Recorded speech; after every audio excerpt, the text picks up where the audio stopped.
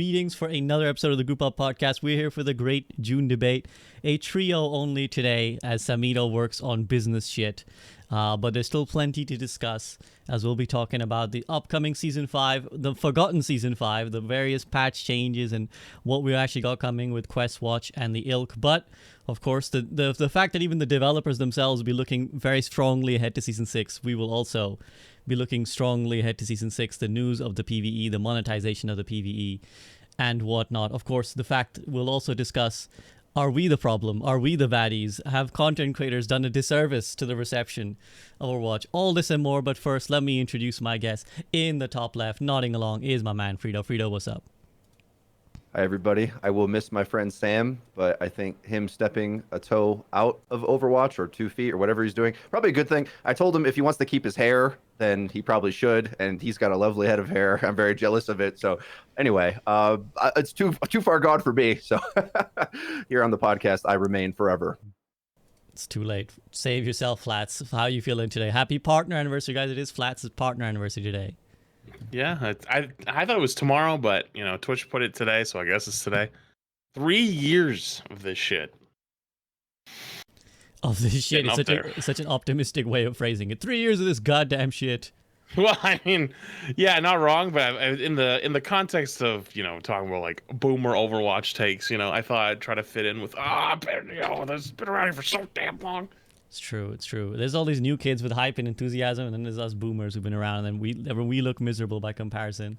On that Flats, note, put your time in, bro. Like Flats is tired, man. He's put his time in. He's you know, those are some 3 hard years. So he's not talking about 3 years like in the boom of Overwatch 1. He's talking about 3 years climbing out of the content drought. So my man's been in the trenches. So I definitely understand. He's seen some shit. He's had to make some miracles. On that note, though, it's a good time to touch base. I haven't talked to you guys in a while on just general thoughts for starters. So we'll go to Flats first. Flats, just your general summary of how you're feeling about Overwatch at the moment. Optimistic, pessimistic, somewhere in the middle. Very indifferent, middle of the road, which I don't know anymore if that's an alarm bell or not. There's always been a lot of bad in the last like month. Yesterday was kind of nice though. Yesterday, actually, the World Cup announcement stuff, I actually enjoyed that a lot because World Cup for years was like the thing that brought the Overwatch community very much together. So I look forward to that, and I think that'll be a good time next week. But other than that, very middle of the ground, wait and see, or middle of the road, wait and see.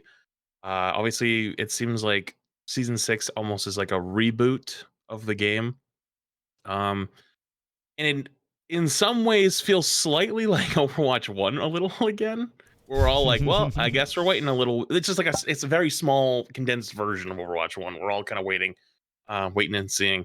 But there is some cool stuff later this season, which I am disappointed that it's like we have to wait for the last like 2 weeks of the season to get the cool shit, like the volleyball and the prop hunt and even Lucio Ball. Like we gotta wait till the back half of the season for all. Oh, come on, man. You know, that kind of stuff I'm kind of disappointed about. But other than that, I don't really have any extremely strong feelings at the moment, other than balance whatever the fuck they did with the changes.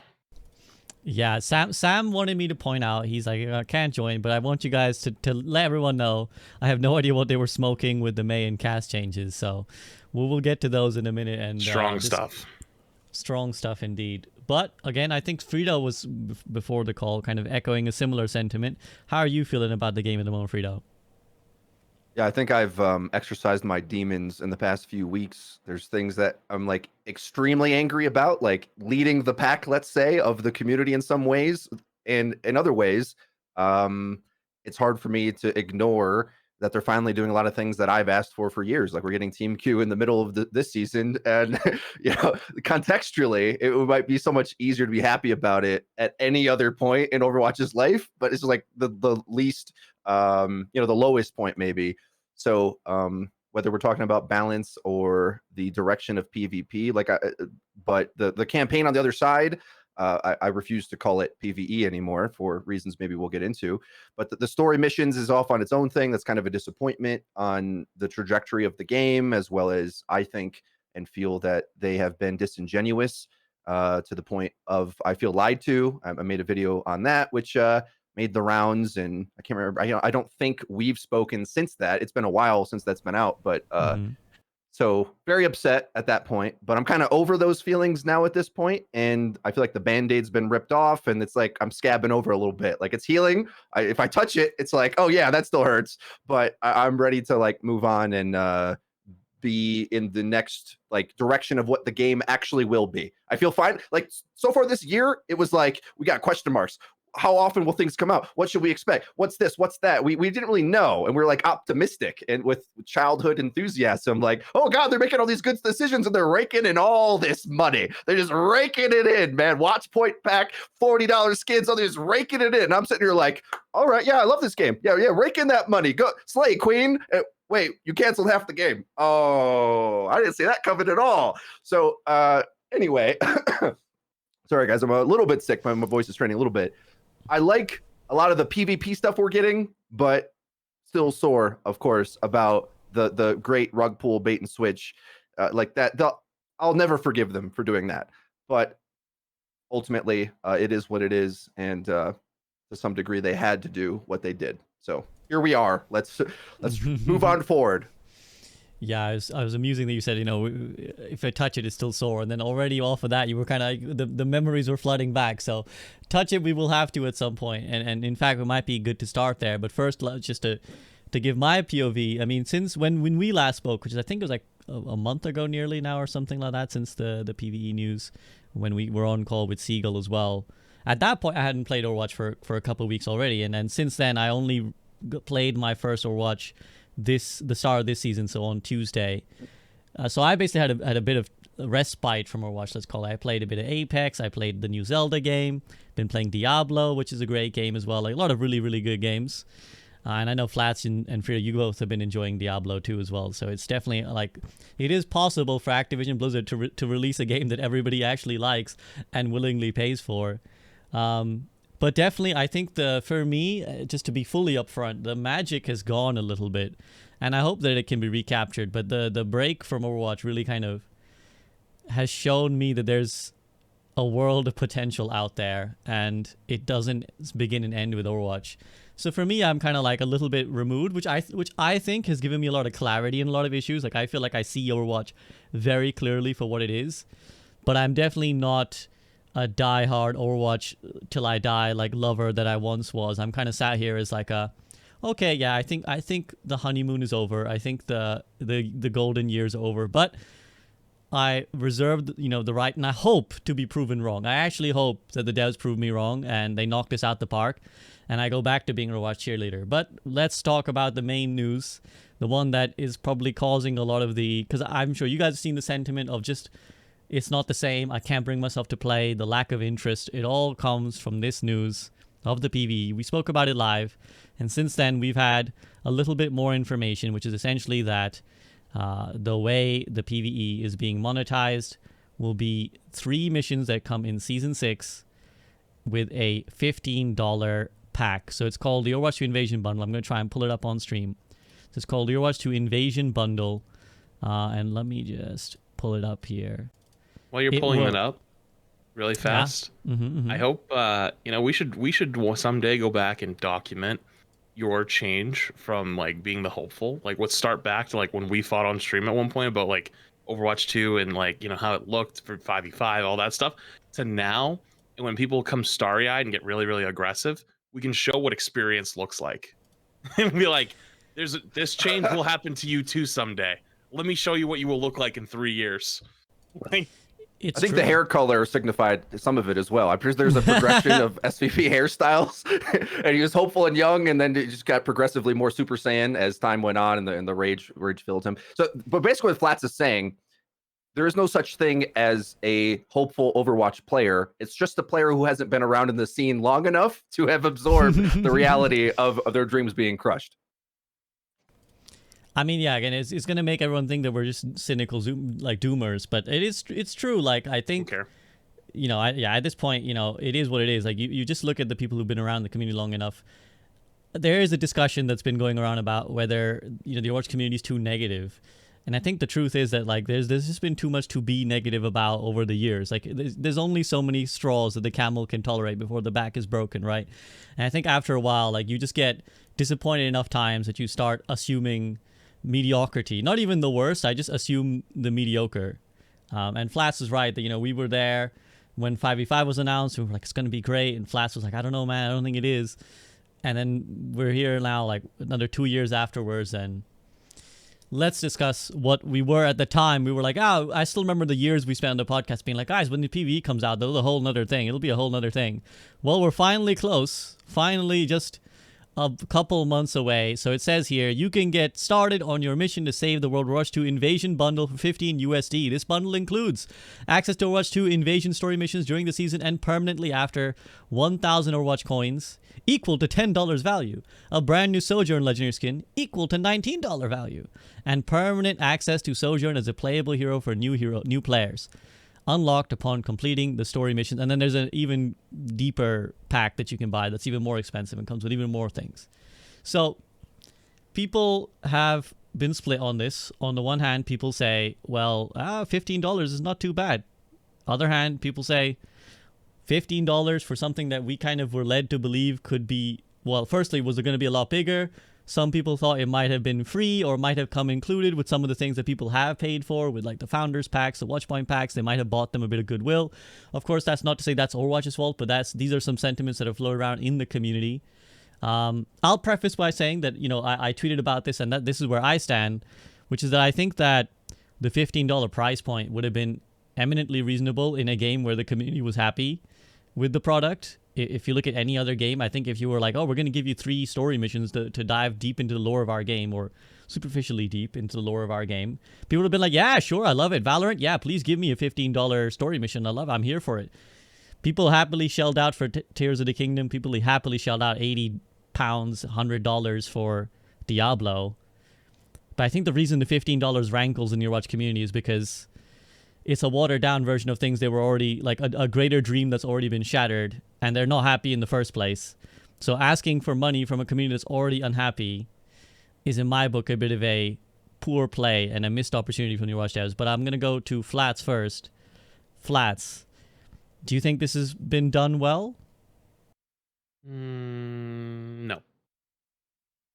I mean, there is no correct answer, though. Like, looking at both sides, they want to make money off it. They need to make money off it. How are they going to do that? Well, there's a bunch of different ways they could have went about it, like, incorporating into the battle pass, which they kind of did. That's the whole point of them giving the 1,000 coins. Like, the whole point of them not giving you the battle pass and the 1,000 coins is the illusion of choice, where you then buy the battle pass. So it's like, well, you're only paying $5 extra for the PvE missions. No, you're literally being manipulated with marketing. That's what that is. That's what marketing is to make you think you're getting a good deal.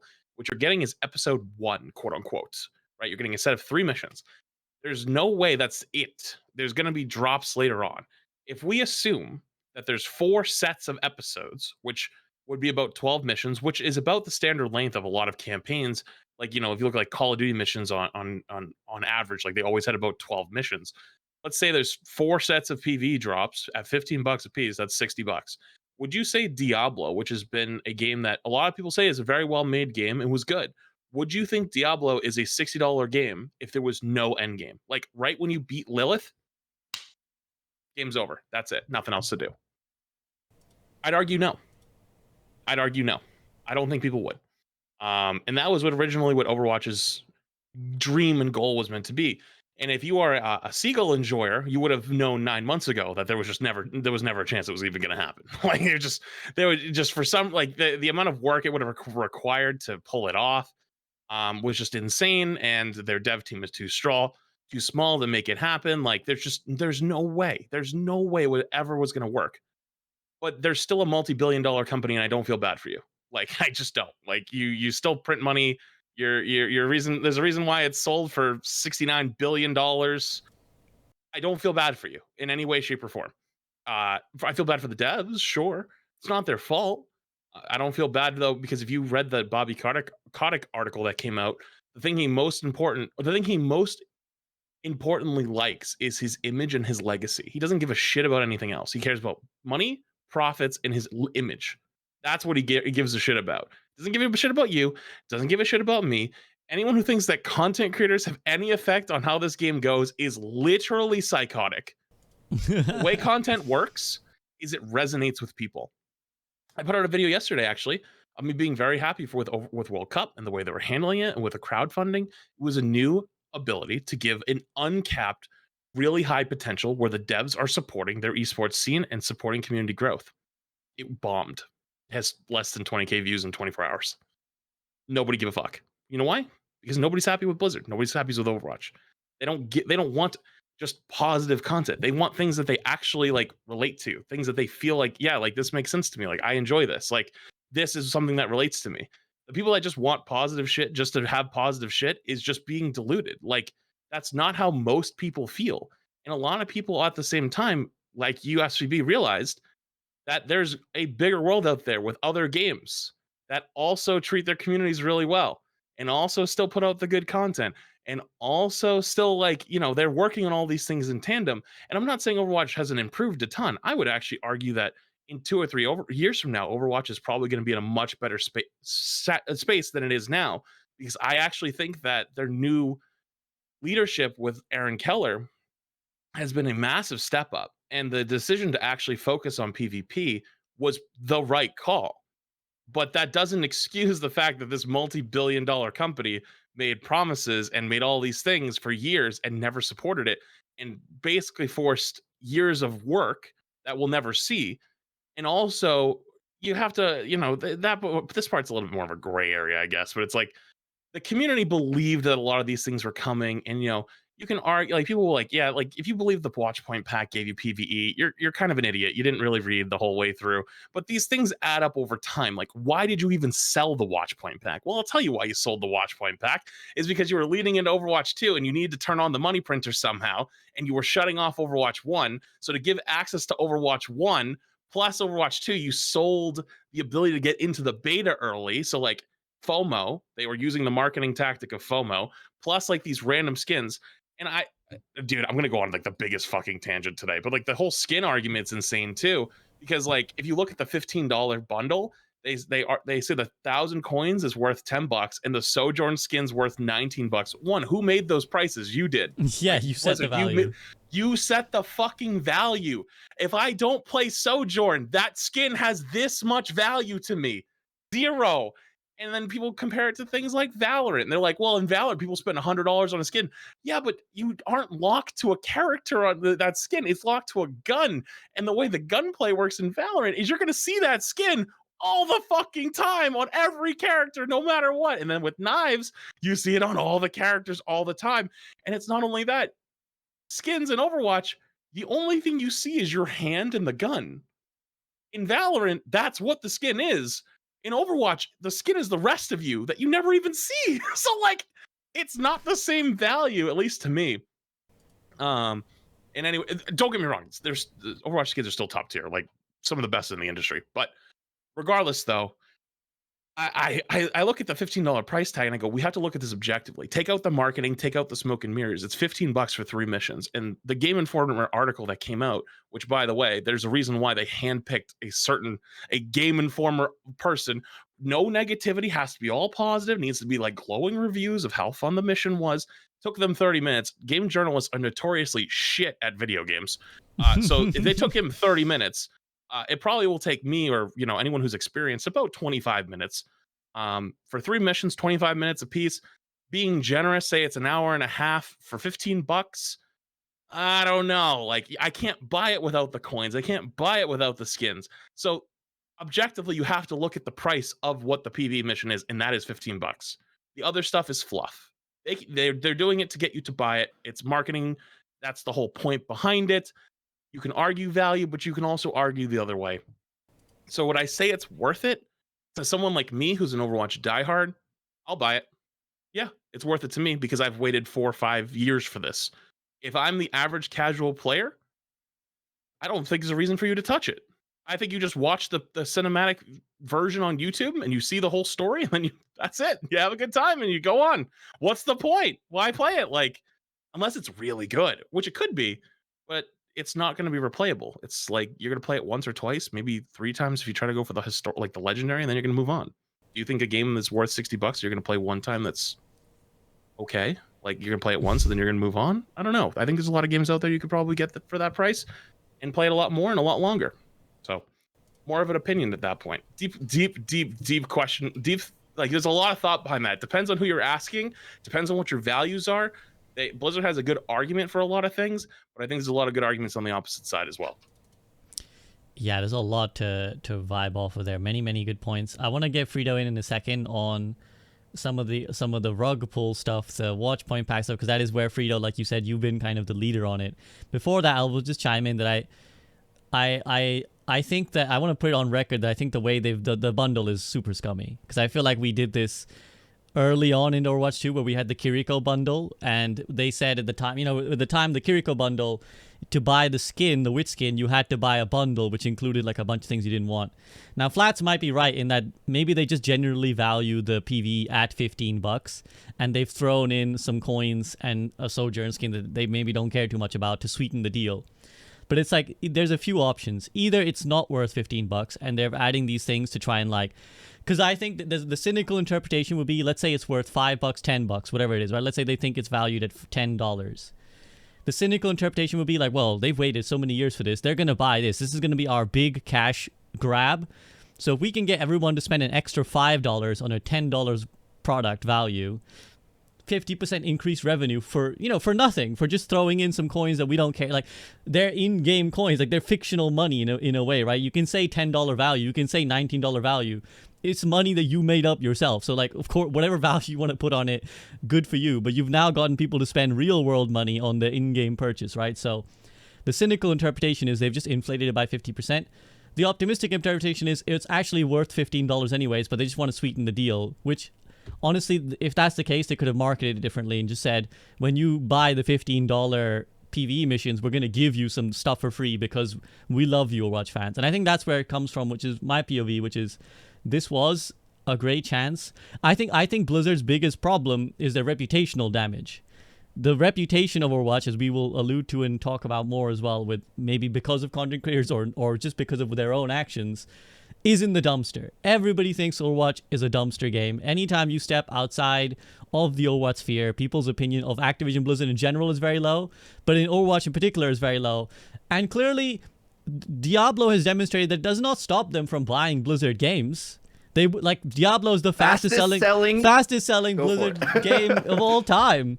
This beats I think it's of any game, because they used to have the PC record, which is a smaller pool of games, right? Now it's I'm pretty sure it's all-time games, fastest selling video game of all time.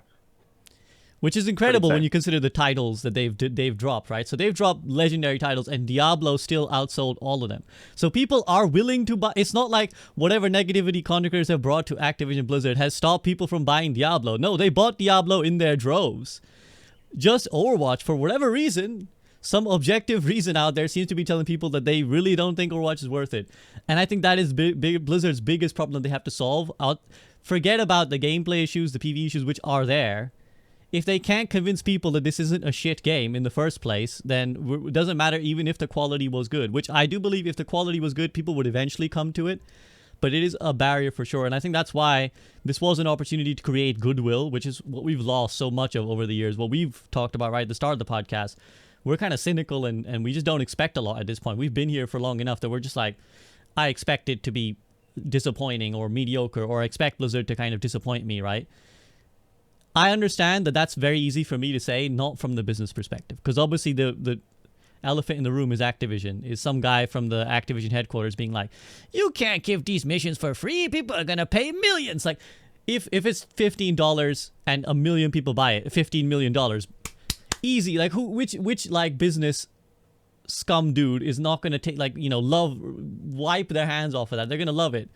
So it's easy for me to say they should have given this one for free, but I truly believe that, like, they should have given this for free, because if they're really invested in the long term of the game. Episode 1, to be clear. Yeah, The like whole thing. Yeah. No, not like the whole campaign. No, absolutely not. I just mean, like, people need to have seen what this was all about and what this wait was for, and they not with their money, but with just like good faith of like, here you go.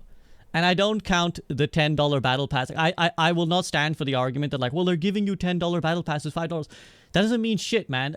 getting someone to buy the battle pass is not like, oh, it's for free. You're still buying for the thing. And it doesn't mean shit to someone who doesn't care about the battle pass, and not everyone has to care about the battle pass. Remember, we're not trying to appease the 5 guys who still play Overwatch and regularly buy the battle pass. If we're truly a game that's going to appeal to the wider audience, then, oh, you get our battle pass too is not an argument for the value of this product on its own 2 feet. And I really think that it should have been a goodwill gesture that should have gone in. And then later, I mean, but again, I know how businesses work. Money now is better than money later. But if you really were invested in the 2-3 year health of this game, you would have gotten them through the door by like, look at this great product. We delivered. Now we'll charge you later on. So anyways, that's that part. And I think it's kind of really shit that they went back to doing the whole, here's items you didn't want in a bundle for the thing you do want. But there's also that idea that over the years we've kind of been messed around a lot about what the PvE even is, what's it going to be. And Flats mentioned about how many people have felt, if not directly invested by saying, oh, I bought the Watchpoint pack, I thought I'd get the PvE, which, yeah, that's a you problem. But in a wider sense, you could say people have felt invested in, like, I'm in the Overwatch 2 project, I'm paying because I expect this is what the PvE is going to be, and now it's not. And so, Freedo, this is where I'd like your opinion. You've kind of talked about this a lot, but do you still feel this way, that people have a right to feel misled by how the PvE has eventually been done and released? I think there's literally no other way that you could describe it, because I think they were deliberately misleading in multiple instances. Like, they had lots of opportunity to control the narrative honestly, and they decided to instead make it vague. So I know what actually happened, and I personally can forgive the devs ultimately for how it panned out. But from the public PR marketing strategy of it, I consider it a rug pull, because you justified every mistake with like another different weird mistake, different thing, and we always had to keep giving more slack year after year. And I feel I'm kind of going through it now with the whole campaign versus PvE argument with some people, just like I did years ago in the content drought, where I'm like, wait, that's not okay for them to say this was a live service game, then say, well, dev team's busy. We wanted to go make Overwatch WoW. Literally what they said, by the way. We didn't know that until the blog post came out. We could have dreamed it or guessed it, or I could have been mocking them for years and say, well, these are WoW devs. They just want to go make WoW. They just want to make WoW. They literally were trying to make WoW again. Literally. So my ridiculous argument that, like, well, they don't know how to design the game because they just want to make a World of Warcraft RPG cosplay game was true the whole time. Okay, so sorry, I'm losing the plot here for a moment. What was I supposed to be talking about? Just a rug pull. Yeah, keep going. A rug pull. Yes. Okay, so the more information we're gaining about this, the more of a rug pull it looks like. So and people confuse this position I have as if I'm saying the confusion about Watchpoint pack giving PvE, like I'm signing up for that argument. I'm not. It's the investment argument where I'm playing Diablo 4, and I was just thinking, like, literally today, before we got on the call, I was playing SP's like, oh, we got the call in 15 minutes. I'm like, oh, shoot. And I run to come.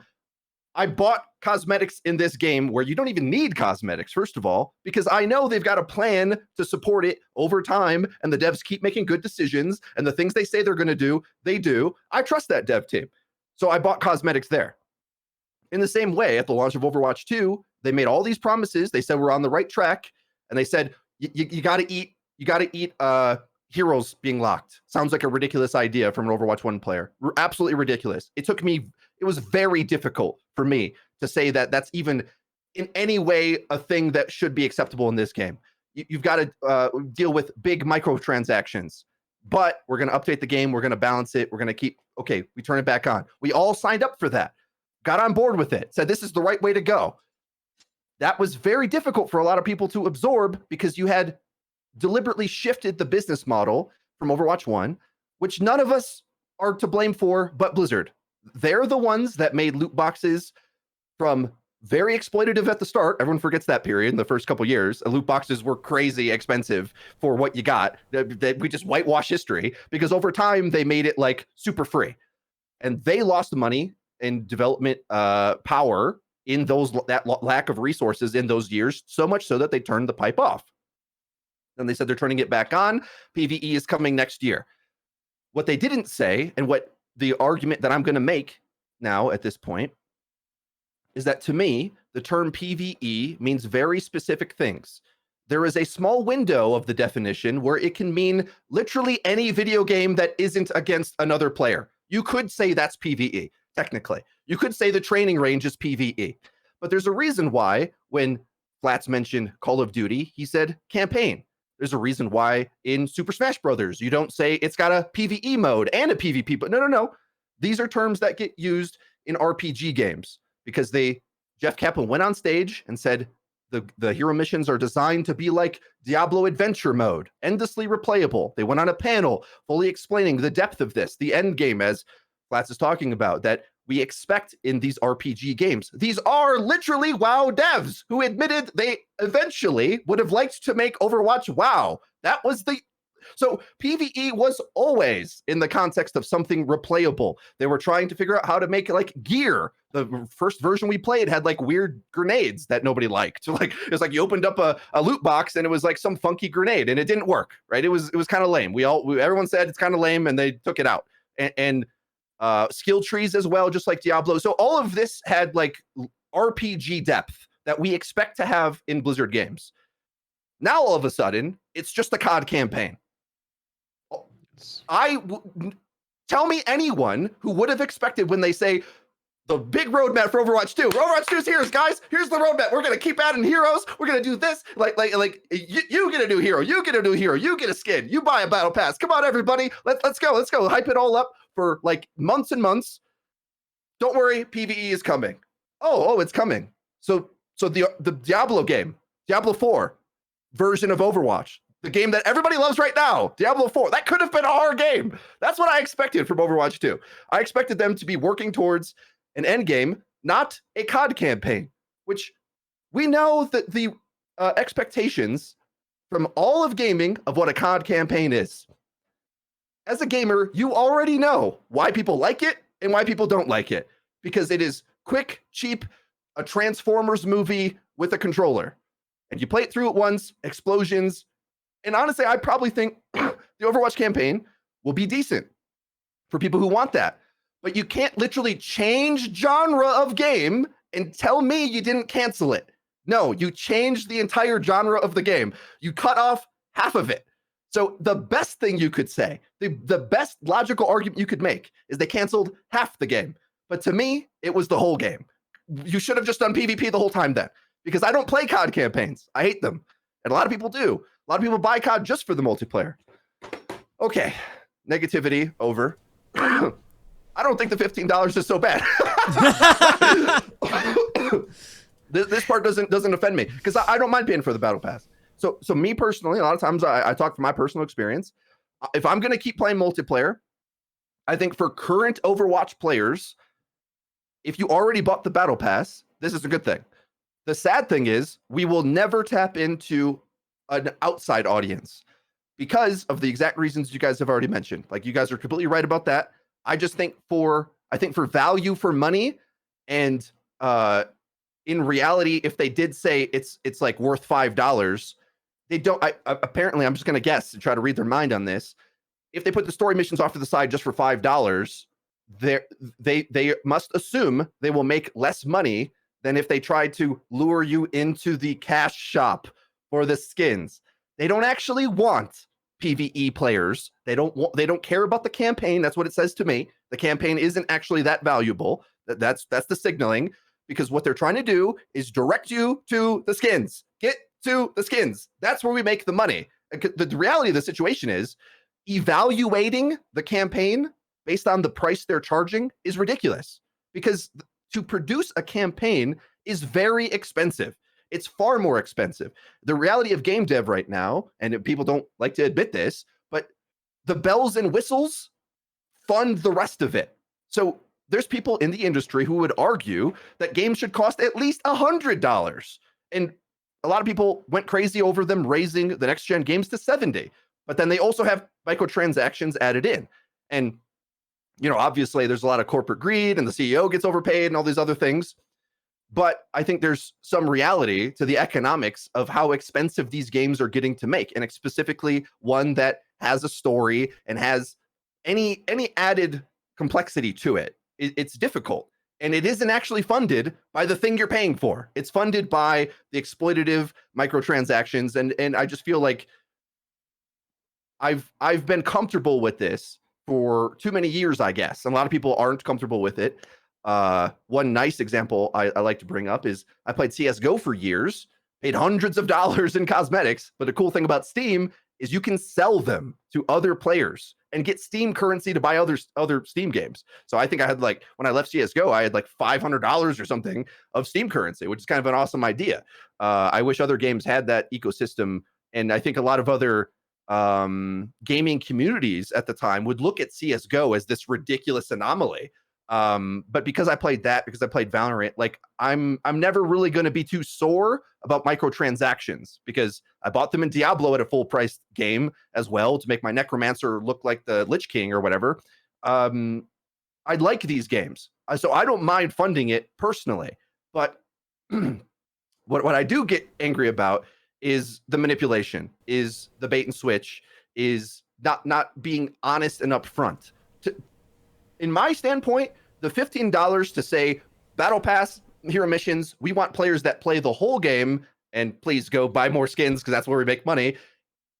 I feel like they're finally being honest to me. It's like I know you're trying to exploit me. Just honestly exploit me. Don't exploit me and lie and say it's going to be so much better than you can make it. Just be honest about your exploitation, and then we'll be on the same page. And I know I'm this filthy consumer that you look down on to extract resources from, and you're making a product that I hopefully become addicted to, and all that. We know the game that's being played here. We're all on the same terms. So, all right, I laid it on thick there for a while, so I think I need to rest my voice a bit.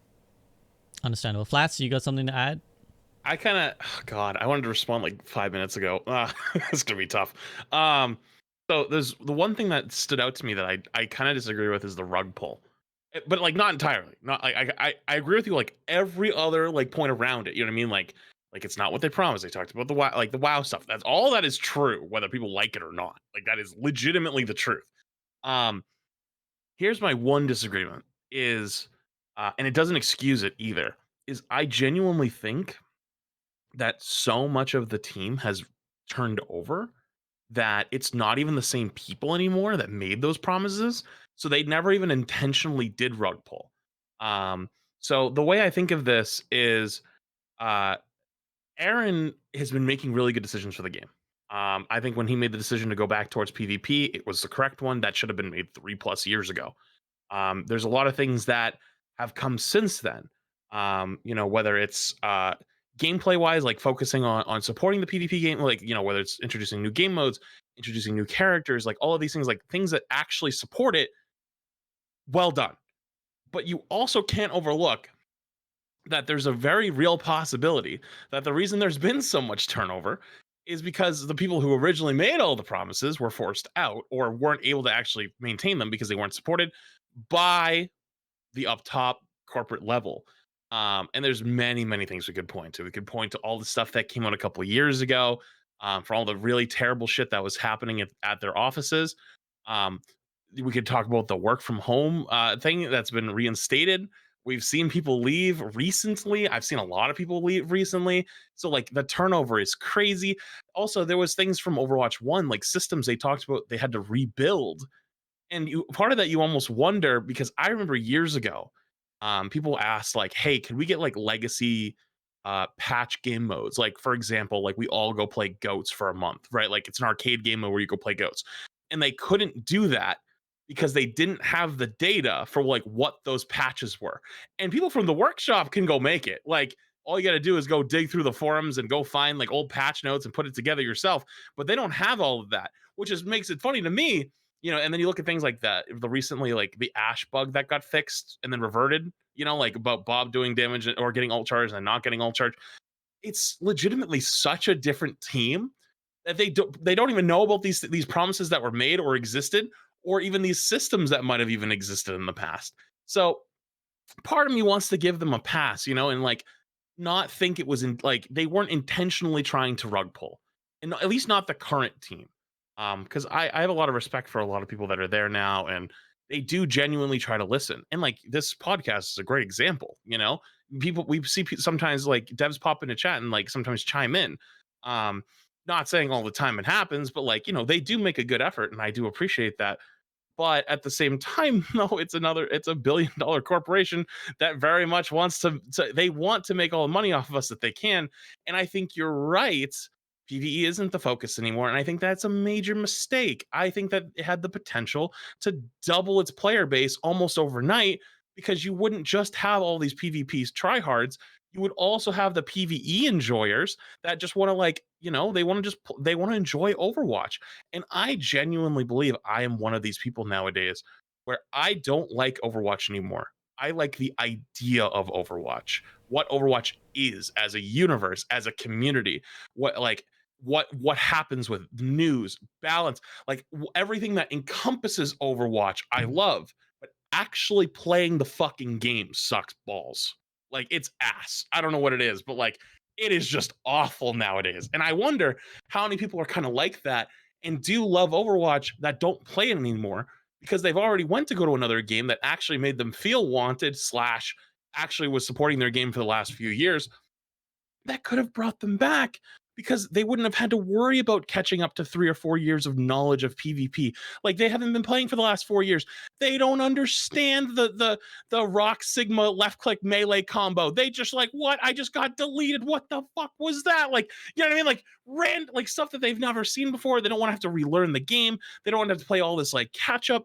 It could have expanded this to so many more people, and myself and others, I think, really looked forward to that. But like you said, there isn't a way to monetize it. There isn't really a good way to make money off of it, like long term. What are you going to do? Make cosmetics for PvE? Or can you buy like skill bonuses? They already have all that in the PvP. So what's the point? Like, I think they seriously hit a point in development where the investors came knocking. We're like, hey, you've been working on this for 3 or 4 years. We need something. Like, it's time to show up. And they didn't really have anything. And they were like, okay, well, if we give you more time, like, how do you plan to make money with this? And they're like, well, we sell it as a box. And it's like, yeah, but like that's the live service games notoriously make way more money. Like you said before, the price point of the game isn't even like the big point anymore. It's like the microtransactions on the back end that really are the heavy hitters at farm. And because they already have it, how are they going to monetize it? Like in a perfect world for both Blizzard and as a player, how do you monetize PvE? For a player, it's very easy. You make it free. Boom. Like you just put it in the battle pass, you unlock it or some shit. Boom, it's free. It never goes away. No archive, whatever. But on the Blizzard end, this is their best possible outcome. Like the only thing that they could do that wouldn't just sink it is releasing it all at once. Like if they released it all at once at like a $60 price point, people would probably go bananas. Like, what, you want like a campaign for $60? Like, fuck off. But instead, they release it in these very small bunches. They bring it out over time to make you buy the battle pass, because buying the battle pass, well, now when you bought the battle pass, you're like, well, I bought the battle pass, I might as well complete it so I can get all the cosmetics. And then you keep playing throughout the weeklies and the dailies and working up your battle pass to finally get to the end of it.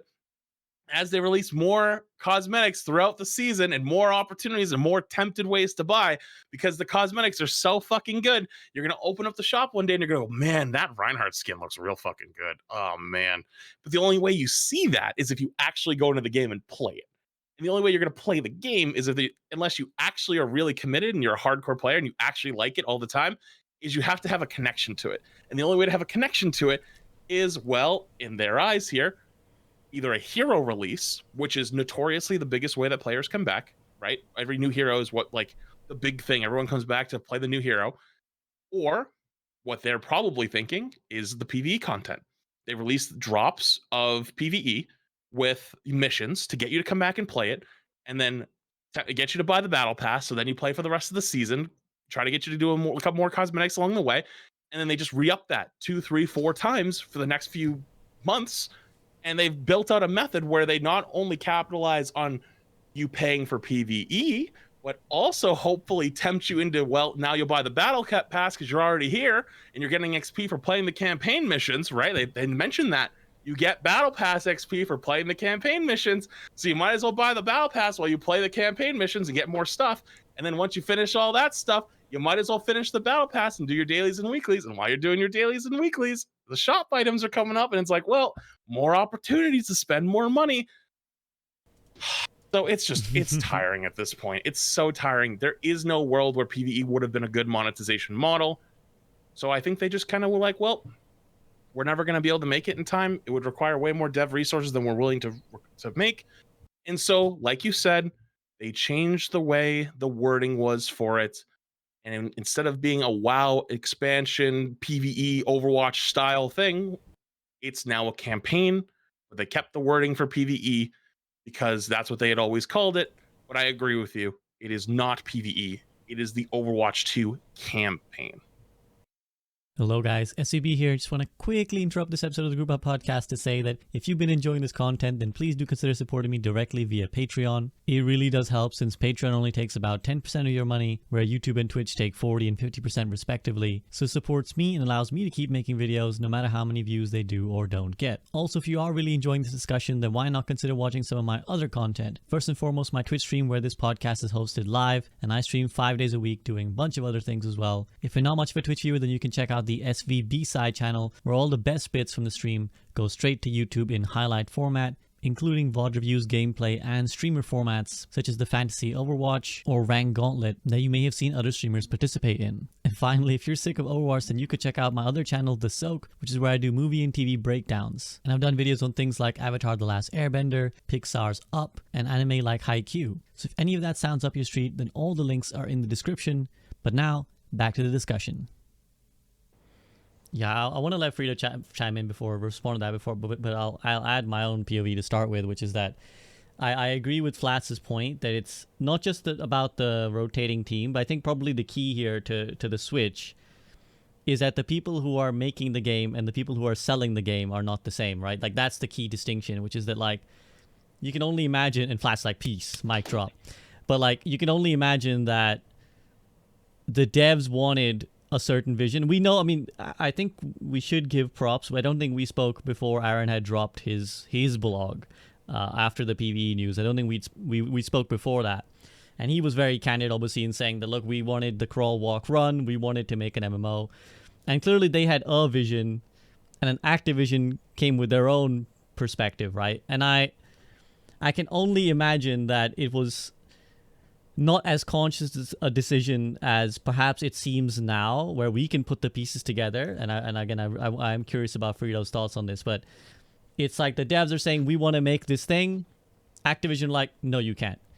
And maybe they just kept trying to buy time. It's hard to speculate too deeply what's going on, right? The devs are trying to buy time. They're like, look, we can do it. We're going to release the PvP. We'll get that monetized. We'll get the money. Just let us make the thing that we really want to make. And I'm guessing that the rope ran out, right? The ends of the rope ran out. They were like, it's time, man. We're pulling the plug now. Like, you guys have had long enough to deliver this. You haven't done it, so it's not going to be this great thing. Just deliver it in the easiest way possible. Scrap the stuff that's taking forever. That thing takes too long. Just give us the story part and be done with it. Let's keep going on this. And I guess, yeah, that would be my picture of, like, what happened and why I wouldn't be quite so harsh on them, I guess. But I also don't blame Freedo and others, because I don't think, as Flats pointed out, this is a multi-billion-dollar company, so like whatever, it's like these are all excuses at the end of the day, right? For the average consumer, nobody gives a shit. Like, they don't give a shit why your game didn't come out the way it did. They just see that it didn't, and they're like, well, I'm not buying that, right? So for the bigger picture, it doesn't matter. But secondly, I think we might have cut more slack had we not cut enough slack over many years, as it were. So like, people just ran out of slack. So I don't blame anybody for just being like, nah, I don't even trust these guys. I don't even give them the best version of this image. I take the most direct version, which is that they just wanted to like milk it a little bit more. So Freedo, I'll let you go on that before we kind of switch topics. Yeah, I think never has a story mode campaign been marketed as a PvE. They mean different things. And I think they knew that they were downgrading it to a campaign at the release of the game. And you know, all the points Flats made and you're making, I don't agree with I don't disagree. I agree with everything. It's just like where we draw our sensitivities of what we're allowing to, what we're going to tolerate, and like give them a pass for. If we just have different, versions of that. Like I don't mind the current monetization, but I more mind the corporate trajectory because they released the game. The cash shop worked. It's like all these other things successfully came out. They said Overwatch 2 is here or on the road. So I think everything you said is true about the turnover of the team, the change of the vision, the necessities of the workflow and work distribution. And I think, a lot of more apologetic creators might say that the thing they were even aiming to do was impossible by any team in the history of gaming. Also not my fault. I just feel like there wasn't an adult in the room to say, maybe you can't have a endlessly replayable RPG game with 30 plus heroes in it. Yeah, that doesn't seem to make sense. Maybe you can't make 20 times more content than any game like this ever has. Maybe you can't do that. Like duh. Like it's not my fault you weren't able to see that ahead of time. So it seems obvious to me, and it should have been obvious to them. So the best argument we can make, in my opinion, is incompetence. And an accidental rug pull to me is still a rug pull. It's like they, and the reason why I forgive them is because aligning with my, well, we have to sacrifice some babies to fund the prayer circle to make this thing happen. So for the $15 thing, I admit that. And I also think there was no way that they could have been honest about this at the launch. I know that. There's no way. Do you think they would have been on the sales chart for the Watchpoint pack if they said half the game is gone actually next year? No. They knew it then. They admitted it in the article. And it's kind of funny because in our last podcast was before I knew he said that. That changed everything for me because I was incredibly apologetic in our last podcast on this subject. And then I found out, oh, wait, everything I've said before. Their actual goal was to continue to do RPG things up to the biggest scale possible. Maybe we can still do Titan, guys. It's only been 10 years of failure. Maybe we'll eventually turn this ship around. No. And I think Blizzard as a corporation is to blame in general. And it's not my problem that they've had good excuses to have made this mistake. I'm allowed, and everyone is allowed to call BS on it. I can't remember if I fully answered the question or this point, so that's all I got on that little bit. Well, nobody would care about our excuses, no matter, not me, you, or anyone. Like, if we had excuses that we couldn't get something or pull something off, nobody would give a shit. All they would care about is we didn't pull it off. That's it. So, do we really, yeah, you can be like, yeah, I understand, but that doesn't, excuse you from it. You're still asking me for $60 out of it. You know what I'm saying? You're still a multi-billion-dollar company. I understand shit happens, but at the end of the day, for me to be like, well, that's okay. Shit does happen. I'll just deal with it.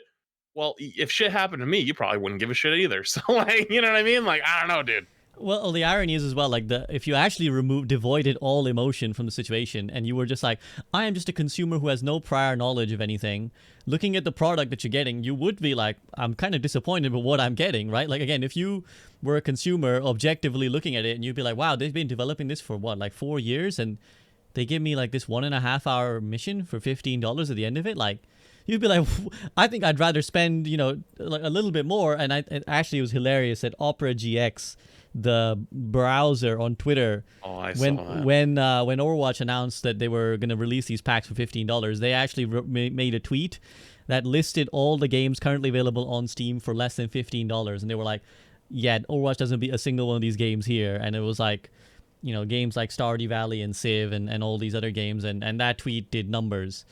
And that's the truth, that a consumer looking at it, yeah, there's probably a lot of better games out there. And if you wanted a new PvP experience, or PvE experience, sorry, it's releasing at a time when we've just had Tears of the Kingdom, Diablo, God of War, incredible titles that are released in this very year or recently enough that it's hard even as the most passionate defender of Overwatch to say that this outdoes any of them. So once more, I think Overwatch has left a lot to prove. And on that, we'll quickly round out this topic because I think we may as well address it since we are often the recipients of the accusation, which again, and we've kind of vaguely touched on it, but let's properly touch on it. The negative perception of Overwatch, does that come from people like content creators? Like, there's a train of thought and a growing movement, perhaps we can call it, amongst social media that says that actually content creators should bear the burden of a lot of what's gone on. For their false hype, as they would categorize it, the false hype that we gave everyone when we were given the NDA call and we were like, okay, guys, I think Overwatch is actually going to be really good, into then everyone being negative, being doomers, and our perception of Overwatch, our perpetuation of Overwatch as a dead game or a bad game is what's contributed to its failure. So that's the premise. I will let Freedo come in first here. Let's this time I'll go to Freedo first, and then I'll let Flats chime in. This is hard for me because I feel that I have just been all over the place with my reception of every decision they've made over years now. So, and Flats as well. So either way, it's like, I think people don't realize how easy it was at the launch of Overwatch 2 to just be anti everything they were doing. And I wasn't that, because I didn't feel that way, genuinely, for all the reasons I've mentioned earlier. And I also thought they were making this big, wonderful thing. And then when all that changed, my opinions changed. So I think there's a lot of like expectations of the power of a creator, when the reality is, we are human ourselves. So what would you prefer? Would you prefer me to lie and craft the narrative the way you personally would like to do? No, that's what your content should be. My content gets to be about what I think. So this like policing of other people's opinions is very interesting at this time of our lives. And I'm from the school of thought that spirited disagreement has places to learn, places to grow. You should come in contact with things you don't agree with. So it's like labeling people's intentions of, well, you're doomer about it, so you must want it to fail or whatever. It's ridiculous to say about any of us because we've been so nuanced for so long. Like, have you just not watched enough content? Like, you see one thumbnail or something and you say like his goal is to destroy the whole thing. It's like, no, I've created content. Like, let the man cook to some degree is how I feel about it. And we've done plenty of our fair share of trying to add positivity to the scene when possible. And I've done it when it's fighting upstream. Flats gave an example of him trying to do it and fighting upstream. What more do you want from me? Like all I can do is talk about the thing. So the power of the content creators mirrors the reality. That's the truth. Okay. The messages that are being said need to resonate. There's nothing a Diablo creator could do to force Diablo 4 to fail. It can't happen. The game is good. The creators would lose all their credibility if they said it was terrible. And like, I've watched so much Diablo 4 content, dude. You have no idea. I've watched all of it, okay? Finding all these new creators that are like booming their careers out of nowhere. It's a beautiful thing to watch creators go into a game that is thriving from the jump. And there's people that are pretty negative about it. But the best they can do is say like, well, for me, it's like a 6.5 out of 10, but I still play it every day. And maybe they'll grow it to be an 8.5 out of 10. Even with like harsh reviews of like the harshest critics of that game, nothing can stop it. So like, if the game is good, the creators cannot fight against the reality. That's the truth. Okay. What you're arguing is almost bad faith. It's like they're intentionally trying to sabotage it. They couldn't if the game was good, it seems.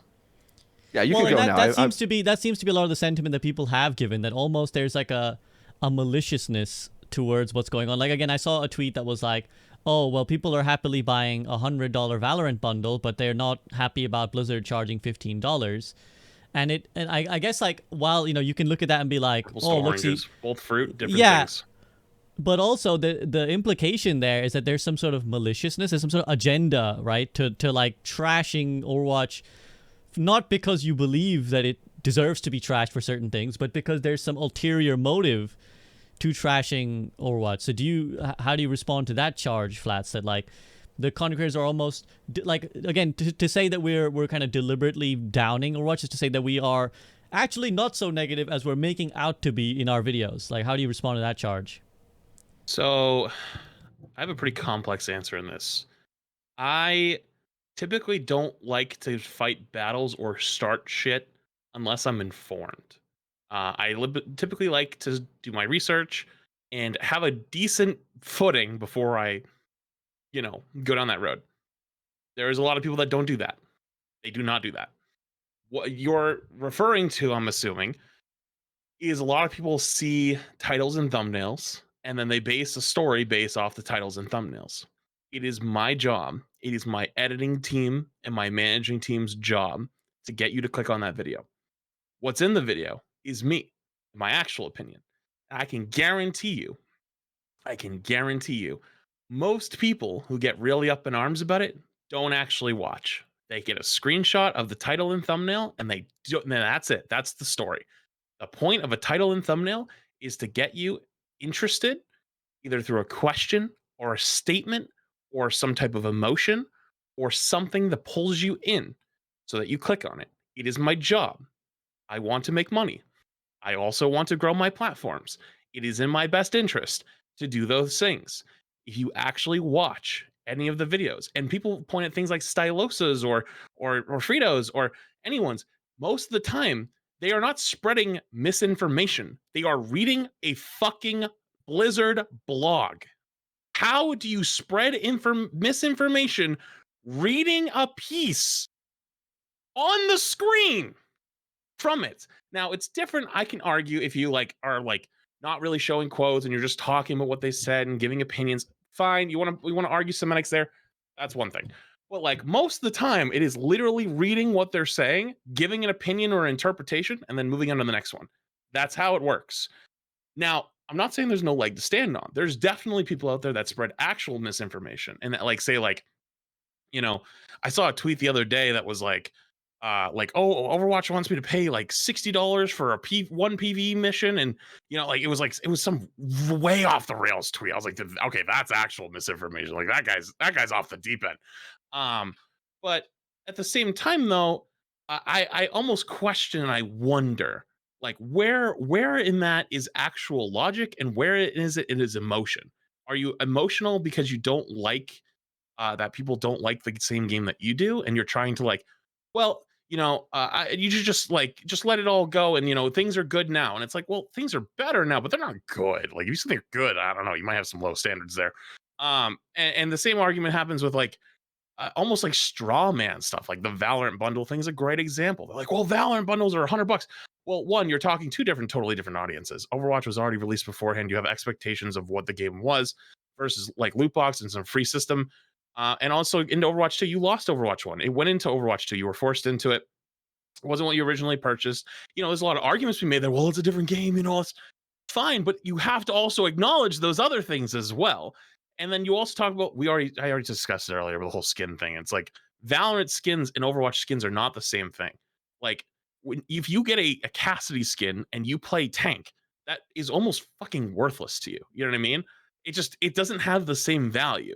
In Valorant, you have those constantly, whether it's on your skin or sorry, your gun, and your gun's for all characters, and your knife, and it's for all characters. You see it all the time.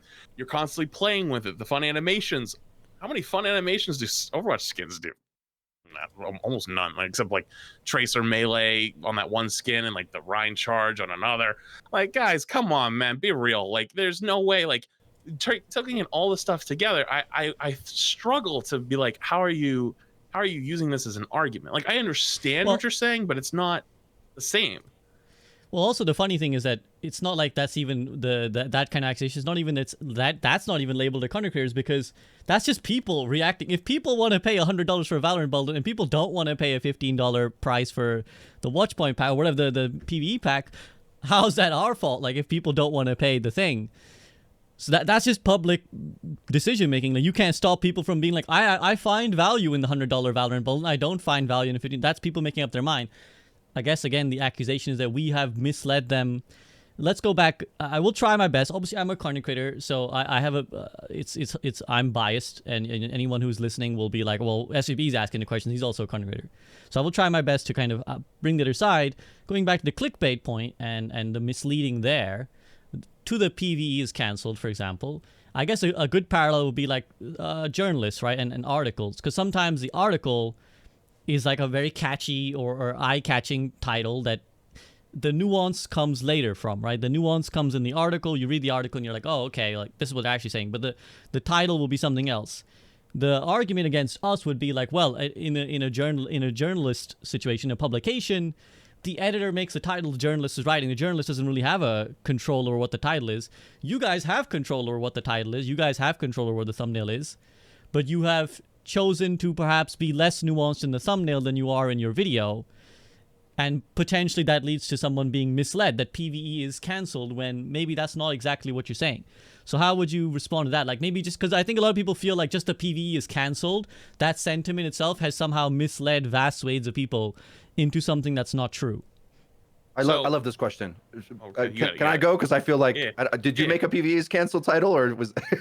Well, I think I didn't have the same like it's like not clickbait type of thing, but I did have. I think I did say PvE is canceled because PvE is canceled. Campaign's right. not. PvE is canceled. That is true. We've made it clear on this podcast anyway that we genuinely believe that. And let me back up a little bit, because I've made many a controversial thumbnail and title in my day. Okay, so it's been a long 7 years. When you're making it to begin with, I'm not a magician of like, I try to do things that resonate with the audience, but I don't necessarily know what they all think. I didn't know that so many people. So first of all, like young people, for example, people that didn't play the game that's behind me here. What is that? Oh, StarCraft 2. It's some boomer game. Like, what is that? That didn't play Diablo 2 at release. Who like, there's so much history of gaming that they just don't even have access to, right? Like they just haven't been around long enough in gaming to know. And they think that living in a very small crease of a definition of if it's versus environment, that counts then. To me, that doesn't count. And we've said in this call so far, I had no idea that so many people would think it still counts. So like, I think that, you think that, it's fine for you to disagree. That's okay. But what I hope after watching this show, because I came into the start of the show, and you could back me up on this before the call. I was like, yeah, actually, I'm pretty optimistic. Like, I'm not even upset at anything. Like, I literally said this. I was not in a mood. And then as soon as the topics start getting on, I realize all the anger comes back, and I'm like, I couldn't stop being upset if I tried. Like, you see what I'm trying to say? Like, this is genuinely how I feel. I thought more people would be on board with me because, to be honest, I mean, the views in the video would demonstrate that they are. That's the way content works. If content doesn't resonate with people, they don't watch it. Like, the reason why it gets all the views and everybody's watching it is because that's how most people feel.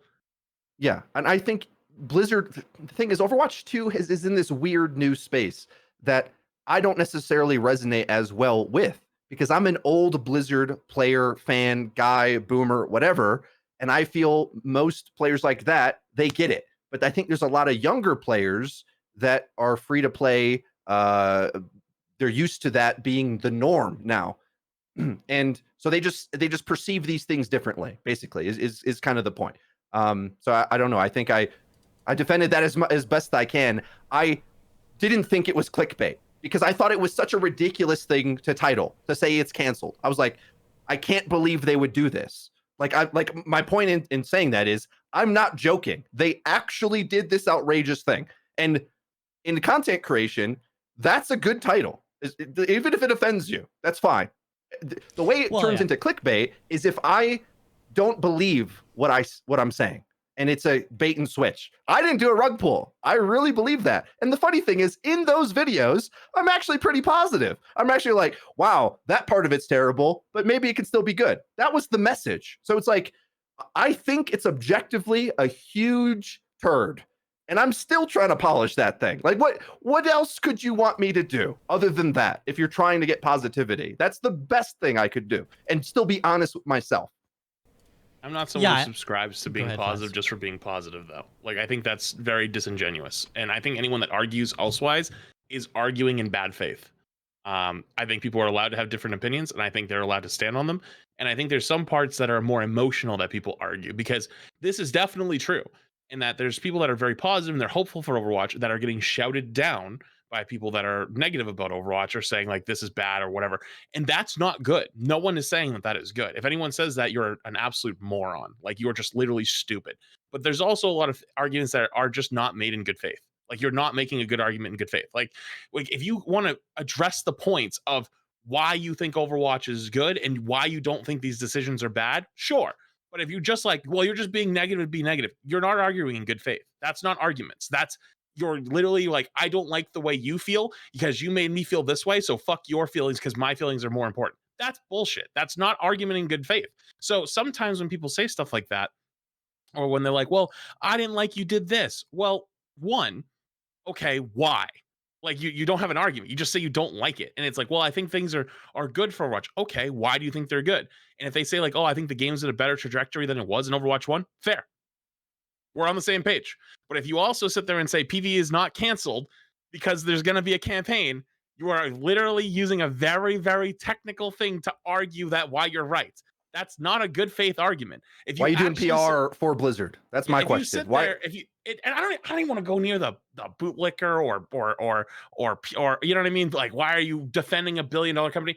I understand being on both sides of that. Like, I think you do too. Like, and going into Overwatch 2, a lot of people were very, very hopeful for the game and were shouted down, called shills. Like, we've been on the opposite side. And to sit there and not acknowledge that we've been on the opposite side of that and also can relate to that, you're also, again, kind of arguing in bad faith because we can relate to you on those things. And you're almost assuming that we don't, but we were there first, very publicly. So it's kind of interesting to listen to people sometimes say that kind of stuff. Because I think in a longer, more drawn out, like where you have them actually articulate their thoughts, it's a lot harder for them to kind of start or kind of have that conversation a lot of times, which I mean is okay. Sometimes it's not bad to talk about just how you feel about something. You know, like that's not bad. And even in Overwatch, like, you know, you can talk about like why, you know, like let's say like why Mercy Valk doesn't feel good. Like that's perfectly fine. That's a good feedback. Like, there's people that actually like that feedback. Like, oh, you know, it doesn't feel good. It's hard to just articulate why. Okay, we'll try to see if we can figure out how we can make it feel better.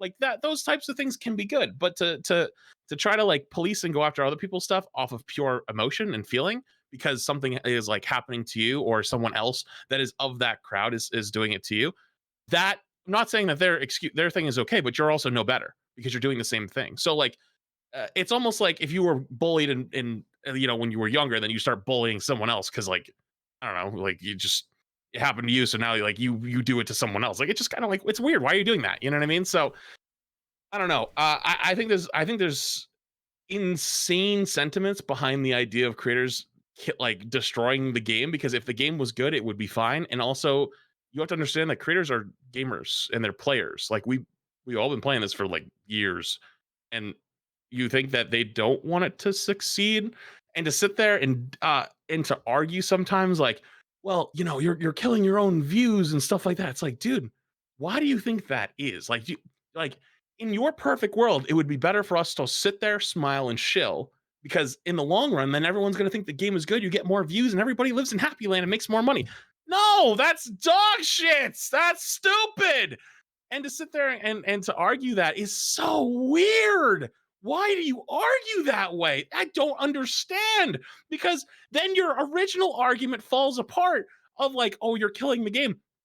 Why would people kill their own careers? That doesn't make sense. You know what I mean? Like, if they actually had the power and they knew they had the power to do that, wouldn't you just keep boosting it up so then your numbers just keep climbing and make more money and your content credit and your everything grows?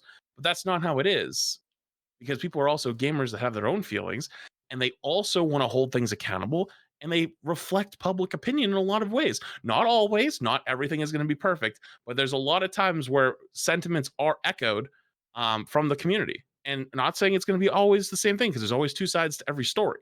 But I find it very, very interesting that people feel so strongly about the whole PvE thing, and the fact that they don't feel like it's, you know, not actually what was promised, and they feel like that it's somehow creators' faults, which is fucking hilarious. Like, dude, do you think Bobby Kotick knows who any of us are? You are literally delusional if you believe that. So Anyways. Yeah, I mean, I think what I'll try and sum up again is just like, I think the only true thing that you could say if someone is being like deliberately negative or sabotaging is if they're being inauthentic with their feelings. But I think that's the first stance to bring, and you guys have addressed that, which is that, you know, well, everything you've said has been authentic. I'm sitting here as a neutral. I'm sure there's a lot of people who fucking think I lied or whatever, but I'd like to think that I'm at the current moment shielded from this because I didn't tweet after the NDA call and I didn't make a PvE's cancelled video. So maybe, hopefully, the haters don't implicate me in this. But as long as you've been authentic with your feelings, then you can't be accused of deliberately lying. Now, if your sentiment is negative, as you said, Flats, what would you want? Would you want them to fakely be positive? Now we're shilling. So it's like that fine line between shilling and dooming ultimately comes down to being authentic to your feelings. And as you've already addressed, ultimately, if people can verify for themselves by playing the game that it isn't as bad as people say they are, then your credibility takes a tank and people stop watching you because they're like, that guy always misrepresents the thing. And this is where I want to address a point, which I think this is just factual. Like, it's not even really an opinion, so I will chime in, which is that people vastly overestimate the influence of a content creator, in that we just don't reach that many people. Like, obviously, we'd love to think we're very important, but we're really not. And I kind of made this point on Twitter, and someone underneath was like, sent me a screenshot of the one of the people, you know, like some bigger YouTuber that I'm not familiar with, but had like 3 million views of like PvE is cancelled. And they were like, I'm not sure why you're making this point, SAB, look.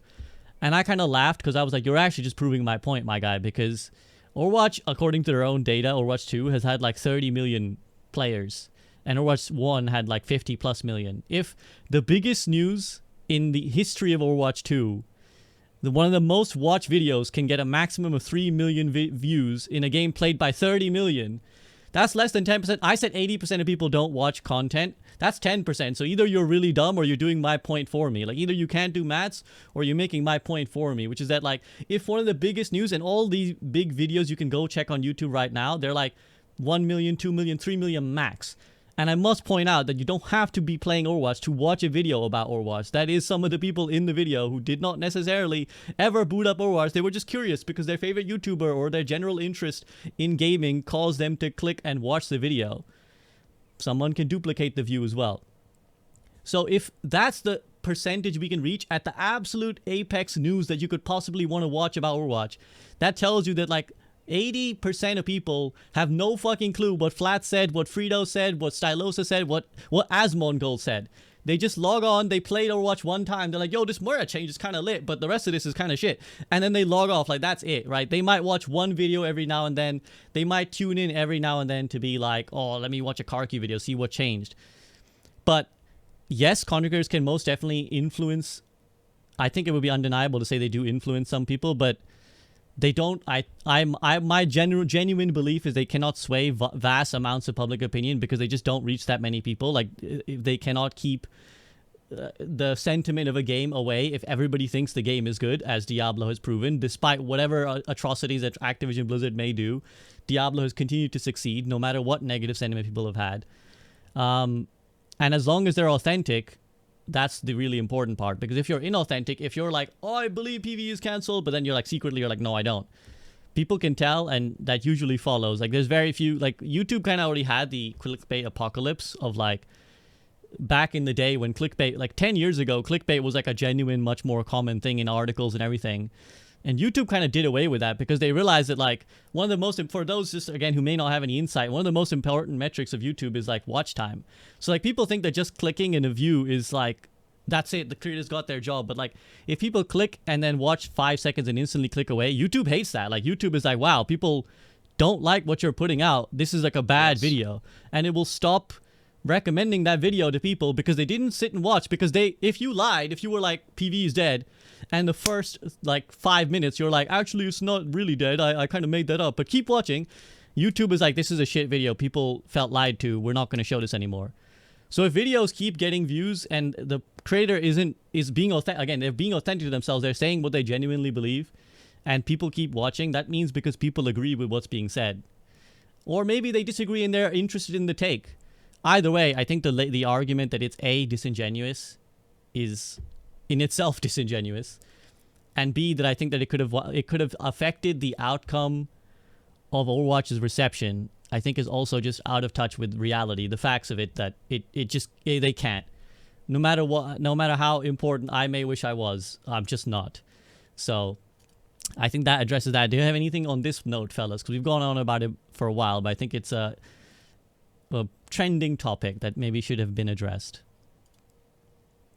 The only thing I would say is that there are definitely people that like intentionally like spread it. Like I used to see the occasional tweet that goes crazy, and it's like, like full on, okay, that guy's off the deep end. That is fully like not true at all. Like, I don't know where that guy got that type of deal. I'll give you that. And those can get lost in a lot of the, the buzz of kind of what's happening with it. But at the same time, though, at the end of the day, all of it kind of circles back around to playing on the words of what is PvE and interpretations of it. And it's campaign versus PvE, depending on who you're talking to. And if you are somebody that just reads the headline and then doesn't go any further, I'm sorry, I really don't feel that bad. At least personally, I'm someone who likes to be informed a lot of times, and I actually end up reading stuff a lot of times or watching it and actually seeing like what is this about. So if you're just a like a screenshot title thumbnail Andy, you're not informed enough to even kind of come to the table and have the argument about it. That's okay, but at the same time, I'm not going to value it as much as somebody who maybe did sit down or watch anyone's stuff and then formulate an opinion and be like, okay, I don't like the way these things are presented. And it's like, okay, fair, that's one thing. But at the end of the day, I think most people feel that the whole PvE thing has just been another big blight on what is a long string of events for Overwatch. I think both of you brought up some things that I just sometimes take for granted and forget is the truth, but there's a lot of like content illiteracy that we're trying to explain here, where it's like, actually, no, it works this way. And there are Like YouTube. I forget. Yeah. I was 16 when YouTube came out. I went to high school with the biggest content creator on gaming who like broke the algorithm and forced them to change a lot of the rules. Like I was right there, and I did YouTube for 5 years for free, basically, before I doing it professionally for 7 now. So I don't know. I think people oftentimes get offended on other people's behalf as well, where it's like they understand you, but they think other people misunderstand it. So either they have illiteracy, like Flats was saying, or they're worried about other people's illiteracy, and you can't solve that regardless. Like there's no message that can be sent that if they misunderstand either the content itself or the way content works on the internet, you can't save those people, unfortunately. There's always going to be a percentage that fall for the African prince scam, right? like those people exist, unfortunately, and there's nothing you can do to stop them from even that reference things. might be a boomer reference now, Freedo. I think it definitely is. Definitely a boomer reference. I think that's probably the new one. It's probably like a Discord hack or something, like hack your Discord with some link or something. Yeah, free nitro. Yeah, get your free nitro here, something equivalent. Yeah, some people fall for it, but what can you do? Okay, so on that discussion of all things, PvE and all that, well, let's move on to the actual Overwatch game. I mean, it's. I feel bad for Season 5. If Season 5 was a person, I would feel very bad for it because it's been the neglected child of the family. Where even as the release of the season, everyone has been talking about the season afterwards, including the devs who've kind of, they're like, story missions are coming, and hey, we're gonna live stream talking about the story missions. We don't really give a shit about what's happening right now, but we did some buffs and shit, by the way, guys. I hope you'll check it out.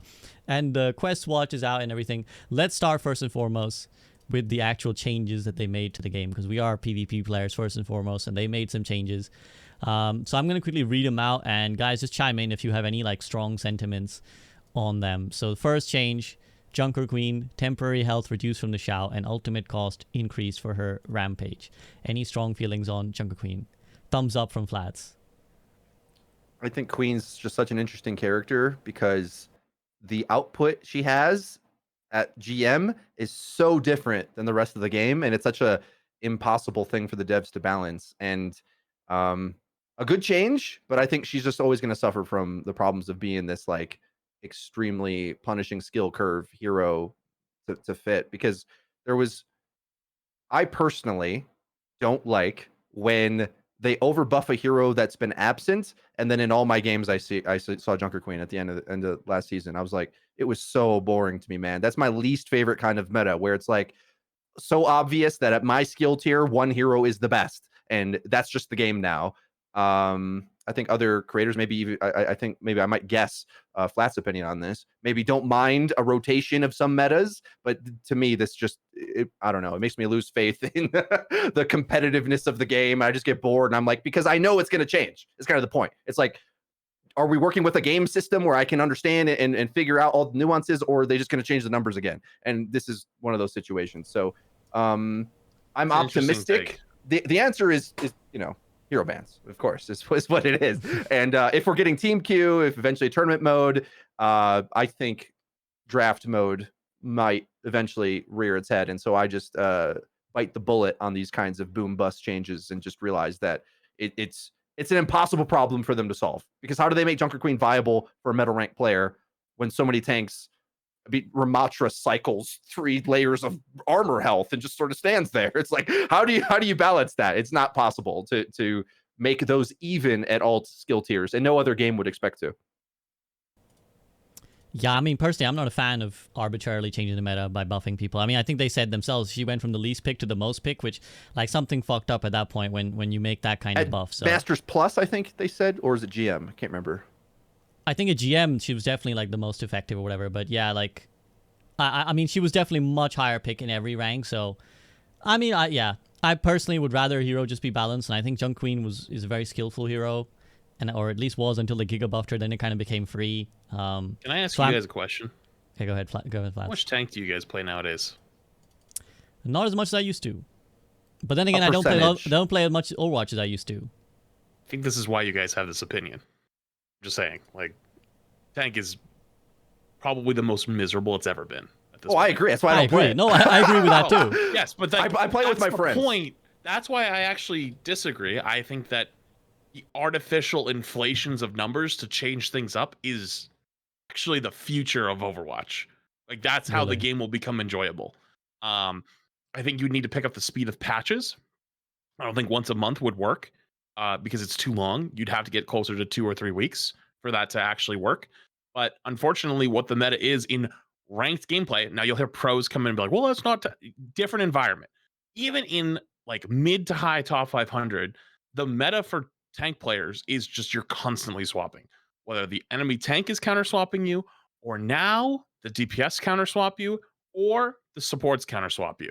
There is so many options now for counter swaps that, like, I played a game yesterday where I actually didn't know what to pick. Like, I didn't have any options. There was literally 0 options for me on the table because of what they had. Like, it was just, there was nothing to do. I was like, guys, I have nothing. Like, I was like, I'd literally, like, someone tell me something. Like, I was playing with Karki. He's like, I don't know, dude. I have no answer. He's like, can't go Winston. Couldn't go Ryan. Couldn't go Diva. Couldn't go Junker Queen. Couldn't go Zarya. Like, I ended up going Zarya. It was the best pick I could think of. But, like, dude, with like the way now May and Cass, Sim is still really, really, really strong and good. You have on the support line, you have Kiriko, you have Brig, you have the insane Mercy hit scan pockets going on. If you go Winston, they've got you've got a million options with, like, things like Torb and whatnot. There are so many options to just turn off your ability to play the game. It's not fun anymore. It's legitimately one of the most miserable experiences in gaming, I would argue. And unfortunately, because tank is like so strong individually, it's hard to have the conversation with someone who's like a DPS player or a support player, because they're like, well, I should be able to do that on cast because, if they get near me, I have to get close to them and throw the grenade. It's scary. I'm also someone who believes that tanks should be able to 1v1 almost any hero in the game, because you are a 400 to 700 or 600 HP character versus a 200 HP character. Unless you severely suck, you pretty much win the 1v1. But if 2 characters work together, they beat you, right? So that's a good system. But now we're at a point where you actually don't win the 1v1s a lot of times unless you play it perfectly. And then you scale that up to a 5v5 fight. Oh man, I can't tell you. like it's insane. Like you know, people remember things like Zarya walking at you and like and killing your whole team. You're like, well, you know, Zarya's too strong. Yeah, you're standing too fucking close, dumbass. Like your tank is standing next to their tank, and then tank goes, wait a minute, their team's standing like 3 feet behind him. Fuck this guy, and walks by him and just kills like 2 or 3 people, and that's what they remember. But you fucked up by getting that close or giving that much ult charge to the Zarya. That's not Zarya being OP. That's you playing like a moron, you know? But it's too hard of a conversation to have. And so it's just this endless counter swapping cycle.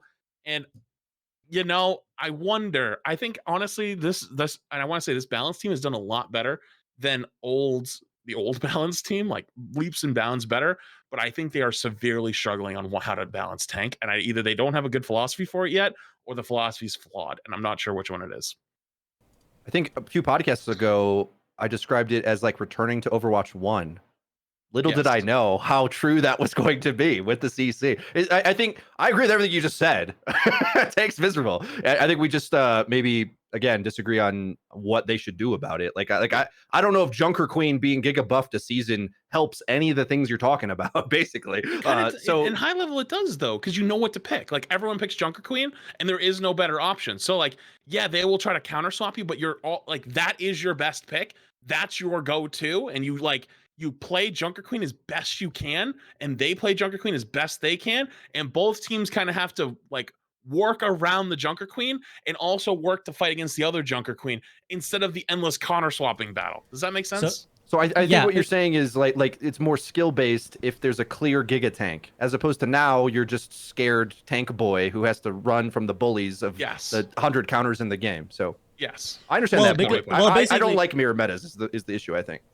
Yeah, I chime in on. I agree with that, but I think also what your point is absolutely right, Flats. Which is that when Junker Queen is giga buffed, it's the only time you actually get to play your hero for the entire game as tank. Otherwise, you're just playing Mr. Heroes essentially, right? You're just like, oh shit, I gotta go play. Okay, so which is miserable. And I was like the first guy to be like, this is dumb. We don't want this. Please don't put this in the game. And here we are. I think the point I would bring up to you, Flats, is that works for you because you're a very good tank player who's capable of playing many heroes. The problem is that that's not the majority of the people who play Overwatch, right? I think the reason people play Overwatch is because they like a few heroes or a few playstyles and they want to play those heroes and playstyles. If I agree everything you've said about the tank role, it is miserable, and I've said this as well. Like, it's miserable. That's why like half the people just like. That's why I always find that like if one role is so clearly miserable, and especially when it's tank, demonstrably Overwatch has suffered. Like demonstrably when tank is shit, Overwatch suffers. The problem is if you are forced to just play the optimal pick, that's boring. Like that's playing to win. People play to have fun. Right? Like that's like you're not most wrong. people. You're right there. Most people play because they're like, I like Reinhardt, right? Like I booted up Overwatch because I really gravitated towards the style of Reinhardt or the style of Diva or the style of whoever it is that you love, right? And when you're constantly that's the real problem with tank is you're constantly forced off of the hero you actually want to play, while everyone else in the lobby gets to play largely what they want to play, right? Like when people want to lock Moira Mercy in your backline, nothing stops them. No, like they're allowed to pick Moira Mercy even if you're like, man, they're running Ana Kiriko. I sure wish my supports had utility, right? Like you just get dumpstered because that's the role of the tank now, is to get counterpicked and dumpstered. And I think that is the fundamental problem that they need to address, because I think you can have a balanced game where you don't have to like force a hero into the meta just to like create something that they're playable with.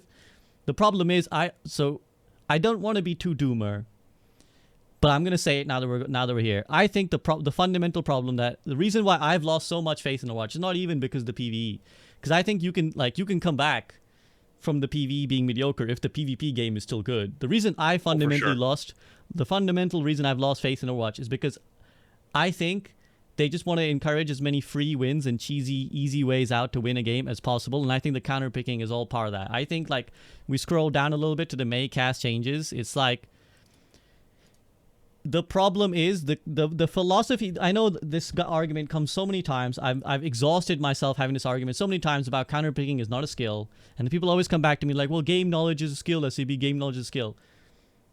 The fundamental problem I always have is like when you can just pick a hero and pick someone else out the game, like you're now destroying their ability to play their unique play style, to express their skill. And there's too many things in Overwatch at the moment, and this philosophy continues to exist. This is why they introduced the counter swap alt charge thing. That's why they're giving CCs to everybody. They're like, oh, well, every role should have a bit of CC, because what they want is, at any point, everyone should be able to go into the spawn room, pick this hero, and get the win. Like, that's it. That's the depth at which you're playing Overwatch is, I went back to the spawn room, I switched to this guy, and now I win. I'm so good. That's great for the guy who plays Overwatch like 1 hour, 2 hours a week. The problem is that it's a self-defeating philosophy, because what you want is people to be interested in playing Overwatch.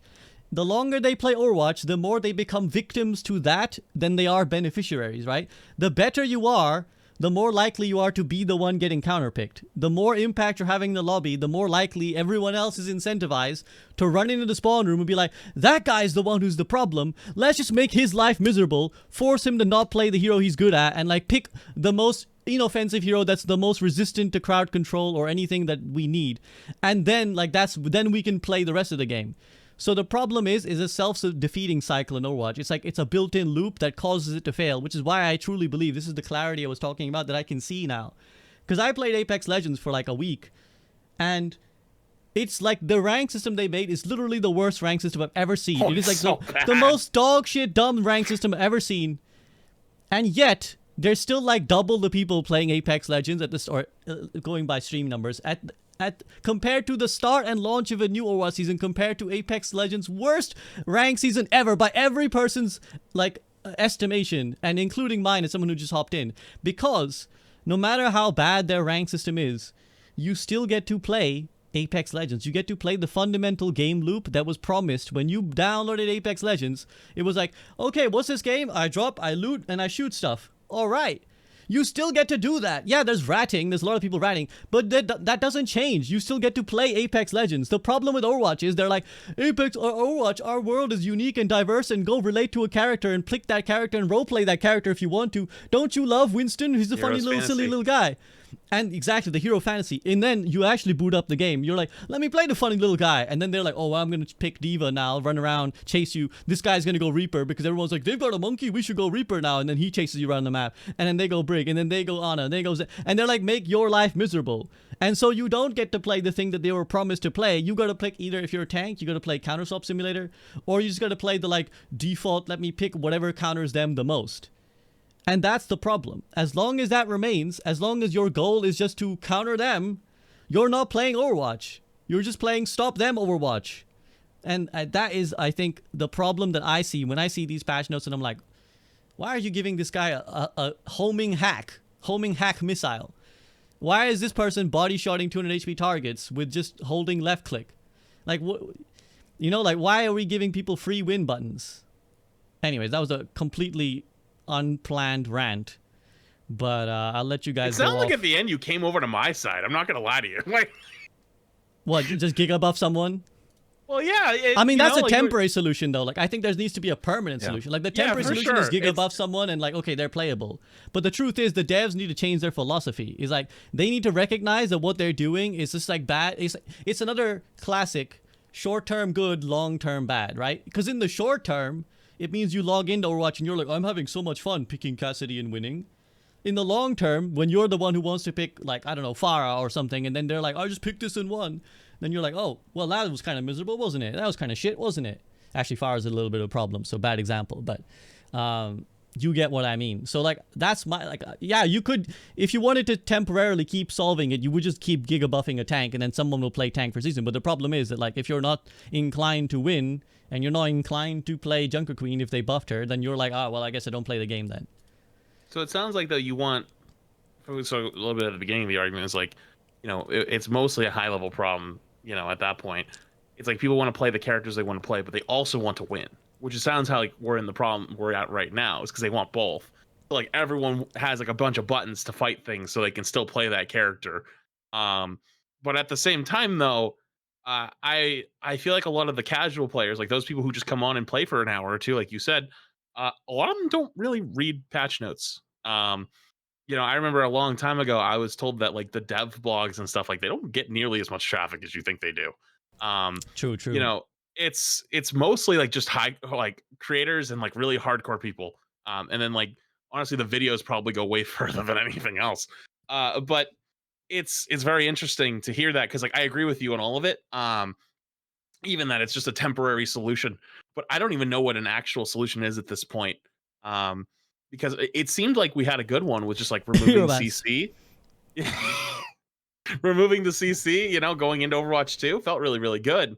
But now obviously we have the Heroes Fantasy. We also want people to be able to pick something and not have to constantly swap. So now we just give everyone abilities, and well, we're kind of back to square one very quickly.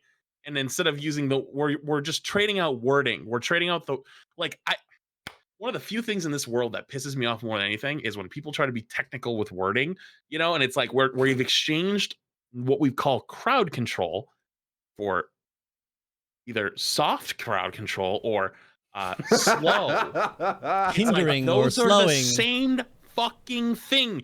Hindered at the top of my screen ain't a whole lot different than stunned. They're pretty much the same thing. I actually would argue it's worse as well. Is I might be able to left click back. That's the only difference. And I feel like everyone said that Overwatch felt better without CC, you know? And when I said Brig would kill the game and everyone got really mad, it was opening Pandora's fucking box. And here we are now with 2 more big CCs from Overwatch 1 coming back. Well, look at the nature of the CCs as well, Flats. Look at the nature of the CCs as well. Like, if you actually look at how they've handled CC, they nerfed Sleep Dart and Rock, and then they buffed Brig so that, like, if you're on her screen, she stuns you. If Cassidy, if you're on his screen, he stuns you. May, if you're on her screen, she slows you. So, like, their approach to CC has been, like, the ones that require hitting, no. The ones that require button pushing, yes. I would even argue that the cast CC isn't even that scary to, like, most of the roster. Like, it's scary to tanks. Like, yeah, I don't know how much you've used it, but like it's really not that easy to hit a tracer with it. Like, you know, if she even blinks once, like when it goes for this the homing effect, if you blink away, like it can't like reach, you know. I did a bunch of testing on like mercies and stuff like that, and if they're flying by you, 1 in a million chance you hit him. Like, has to be pure luck. Even hitting like Ball's pile drive, he has to be right above you. If he's not right above you, like it's a little bit, you know, finicky. It's kind of hard to hit him. But the easy ones are your Doomfist gone. Doomfist players praying for you, buddy. Boger keeps pointing out in chat that you can interrupt Junker Queen's ultimate with the cast grenade. I was I believe it's a bug, Junker right? Queen, you can I don't know if it's a bug, but you can interrupt Ryan's charge. You can offer May. I was playing Diva yesterday on Dorado second. You know, you can fly up into that like little corner while the snipers play on like the left side of second on the stairs. I couldn't fly from the ground to the stairs on the corner on Diva with a May holding left click on me. I couldn't make it. Like, it's not even a full story. Never mind the cast grenade too. It's like same shit. Winston stops most of his jump. Arista didn't bother, but like there's so many things, and they're big targets. You can't miss. It's so easy. That's where it's really bad. So, anyways. Yeah, I'll let Freedo chime in because obviously we've gone on a Doomer rant again, which is just my bad. But yeah, does anything? This is the only thing I'm actually Doomer at this point about. Everything else, I'm kind of like whatever. Yeah, I want to just close off. I think all the things SBB was mentioning about the format of the game. We have a casual format with a rank system, and I think we all somewhat agree, and I think most competitive players. I am hopeful that they look for a more competitive format, so we don't have to do boom bust balancing every other season, and we are stuck with that. So there's not really a point to keep bringing that up from me. I apologize, but that is always my answer. Is like I want a competitive format change. I would disagree that it's hard to hit some things with the Magnade. I don't know, maybe it's because I play a lot of Ana. I'm curious to what SVB thinks, but I think like hitting medium range Magnades on squishies is also easy, but then everything else Flat said about it like being super bad against tanks. And again, he plays at a different tier than we do. So the ability of a top 500 ball player to bait out cooldowns is so much better than most other players. So our experiences will be different in that regard. But I think Magnade is actually better than any CC in the history of the game. I think it's just better. I think it is better because of how easy it is to hit. And it makes you not be able to move, slows you, as opposed to like cast stun, from Overwatch 1, you actually bobbled the animation, right? So like you hit a Genji or a Tracer, they weren't slowed. They got in a weird animation. It was actually hard to hit the animation in a lot of cases. So the whole like counter Tracer thing didn't happen a lot of the times. Like Tracer won the matchup at higher tiers. Most people would say. I think. No. It was a skill matchup, I would say. Yes, it's very similar to now. I think now that with the hindered status effect, it's actually better than it was then, in my opinion, because there's so many things where you literally cannot respond. There is no button to press because the cast stun was immediate. And a lot of those stuns back in Overwatch 1 were worse because there was multiple stuns. I think with that's where we just are now. being if you only have one, I mean I agree with that. It's just like, but if we only look at one at a time, I think you're just walking around with this nuke that's like super easy to hit, because being slowed for a duration to me feels stronger than an instant stun that they have to hit. And this is a skill tier depending problem as well. But for like 99% of players, I feel it was harder for them to follow up on like a quick one stun than it is for the hindered status effect. I think this makes cast like super good for any average player all of a sudden, even better than Magnade, actually. Like, because Magnade could get some free kills now and again, wasn't good against tanks. But now I think Hindered will get the same free kills and is amazing against tanks. It's so much so that some of the mobility ones are like absolutely useless, like unpickable useless in my opinion. So a rough direction for them to go. The funny thing is, I think this patch plays kind of well overall, but tank is miserable. It's so much so that you have to pick a durable tank that has some way of defending against these types of things if you stand a chance. Like I think Orisa is probably gonna get played on more maps if they go full anti-tank stuff. I think you got to like play sit and wait even worse. Like a few podcasts ago, I think we were talking about how like tank, the role has changed. It like the gas pedal on that direction is so much more now, because you have to be so fearful for your life always. And it's like, I don't know. To me, it feels worse than Overwatch 1, because Overwatch 1 tank felt miserable with the right team combination. Now I feel like one character has the ability to stop you from existing, to turn you off, as Flat said. So, all right, those are my thoughts on it. Those compound too. Like, and you were talking about like, you know, at high level, you have to bait out those cooldowns, right? Like, but like, imagine you're playing like Junker Queen, right? And you want to go for Queen ult. They have a Kiriko, they have a Brig, and a Cass. You have to bait out Magnane, you have to make sure they don't have Rally, and you have to make sure that they have used their cleanse, and you only have a small window to do all those things and not die. You know, it's like, it's beyond what I would argue is reasonable gameplay. You know what I mean? Like, there's so many buttons from so many characters that it's like, well, and like, you know, like May too. Like, you know what I mean? Like this, it's go beyond. I see what you're saying. Like, you're saying like so what you're saying is like old Flash is weaker than what this stun is now.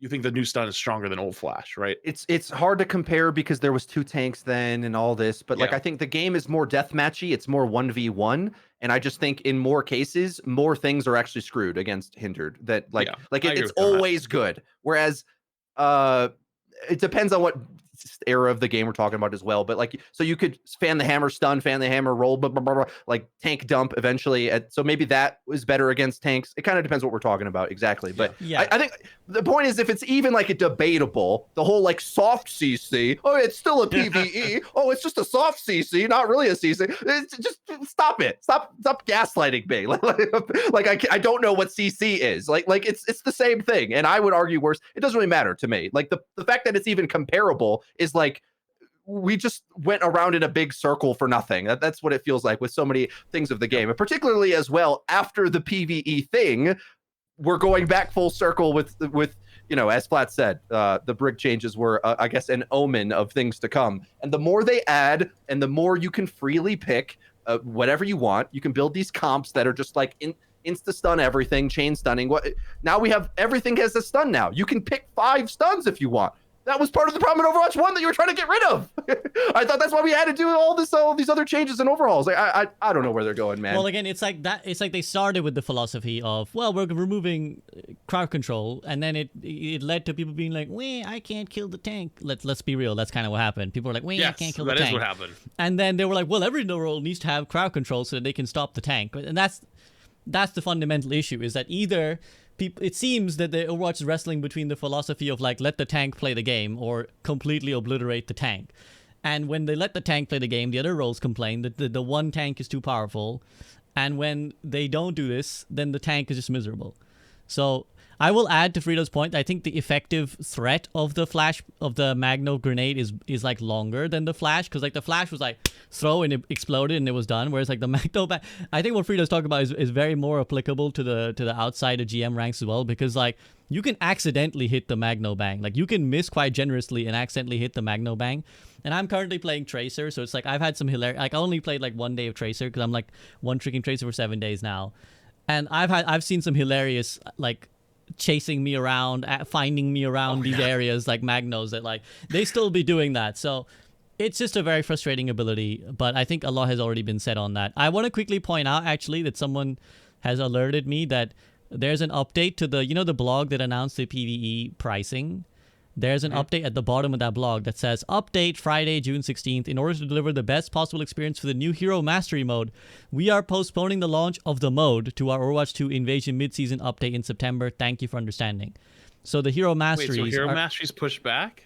Yeah, to the middle of the season. Which, you think objectively, you're like, well, you know what? They're doing the right thing to make sure they deliver it right. But when you combine it with what just keeps happening, again, this is what the people who say that content creators are too cynical, that's what they don't understand, is that like how many times you want this to happen before you start getting a little bit peeved? How many times before you're like, not again, Blizzard, not again. Freedo, did you catch that? Yeah, I heard everything. A fun detail I forgot to mention earlier is they updated the terms of service of the game, that if you play the game, you are not allowed to file a class action lawsuit against Blizzard in their legalese, which is like an interesting little detail. I don't even know if that's like a thing you can put into terms of service. Like, is that legally binding? I don't know, but there's language in the terms of service now that who's gonna find out. Let's do it. It's kind of interesting. It's a little bit of an admission of guilt, I feel, but anyway. Yes. I don't even want to wade in because I don't really know how these things work, but my instinct is that sounds as scummy as when they change their terms of service. Best to leave those on the side. Yeah. Like, don't worry about it till that day comes and let someone who's smarter than us handle it. Let someone sue it. Let's find out the hard way. But it reminds me when Warcraft 3 Reforged came out and they changed the terms of service so that you couldn't make a game inside of anything Battle.net related without them owning the rights to the thing.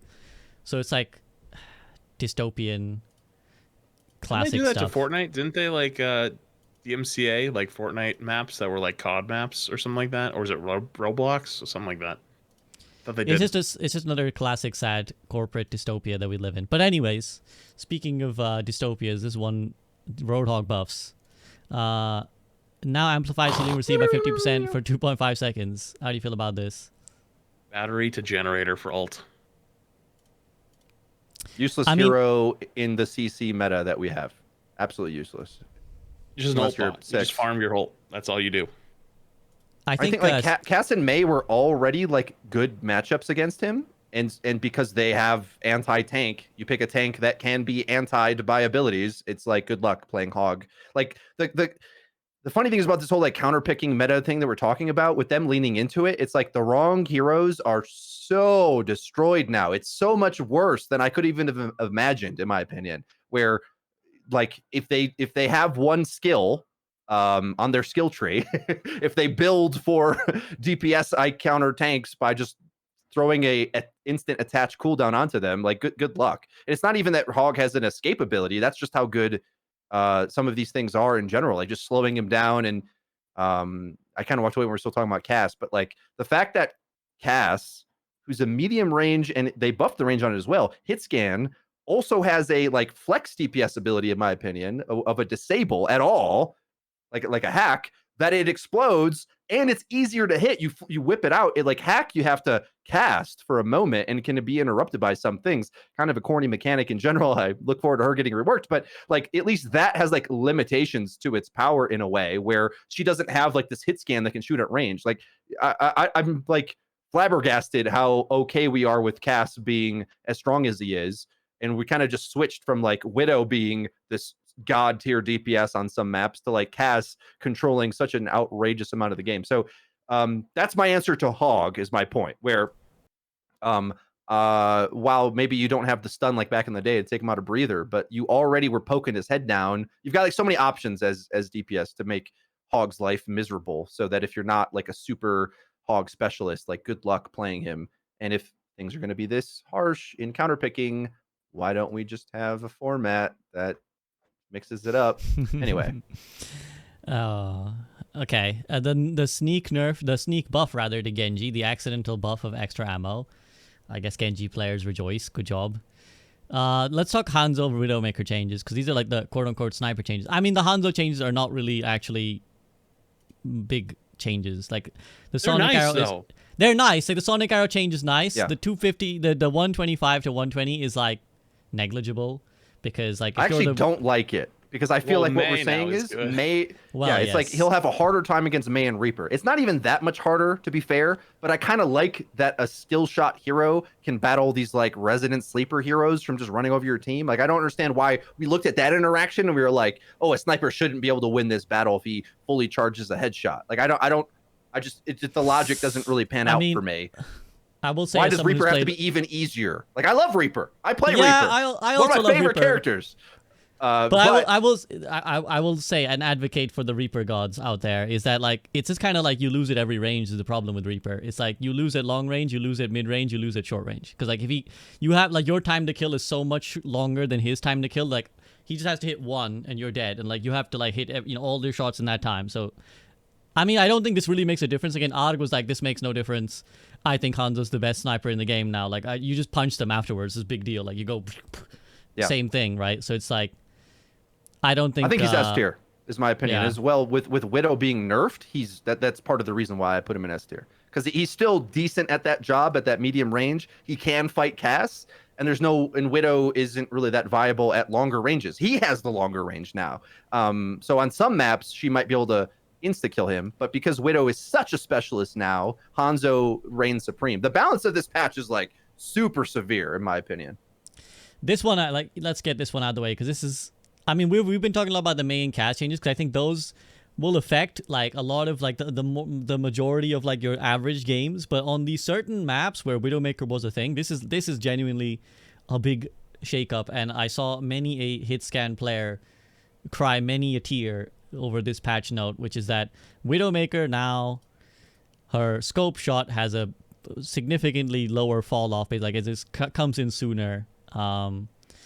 And basically that means on maps like Junkertown, Havana, Circuit Royale, it severely limits that range that previously was literally like across the map. Flats, I want to take it to you, because I sense there's not much sympathy in your heart for this one. No, I'm gonna flip the switch and stop caring about the other roles. I used to always kind of be very fair to the balancing of all, but I'm over it. I find no more joy in this point. Then I played a game yesterday of Junkertown, and my Widow lost the duel, but he lived. He was like, oh, I lived. Like, fucking great. I love it, dude. Like, I'm so sick of loading into a game and going, well, they have Happy on Widow, and I have a Junk player and a Torb player. We've already lost this game. It's already GG at the spawn room. Now, they have to get a little bit closer and close enough to actually take some damage. Widow is still good. Like, people are still playing Widow on Junkertown and Havana. That should tell you everything.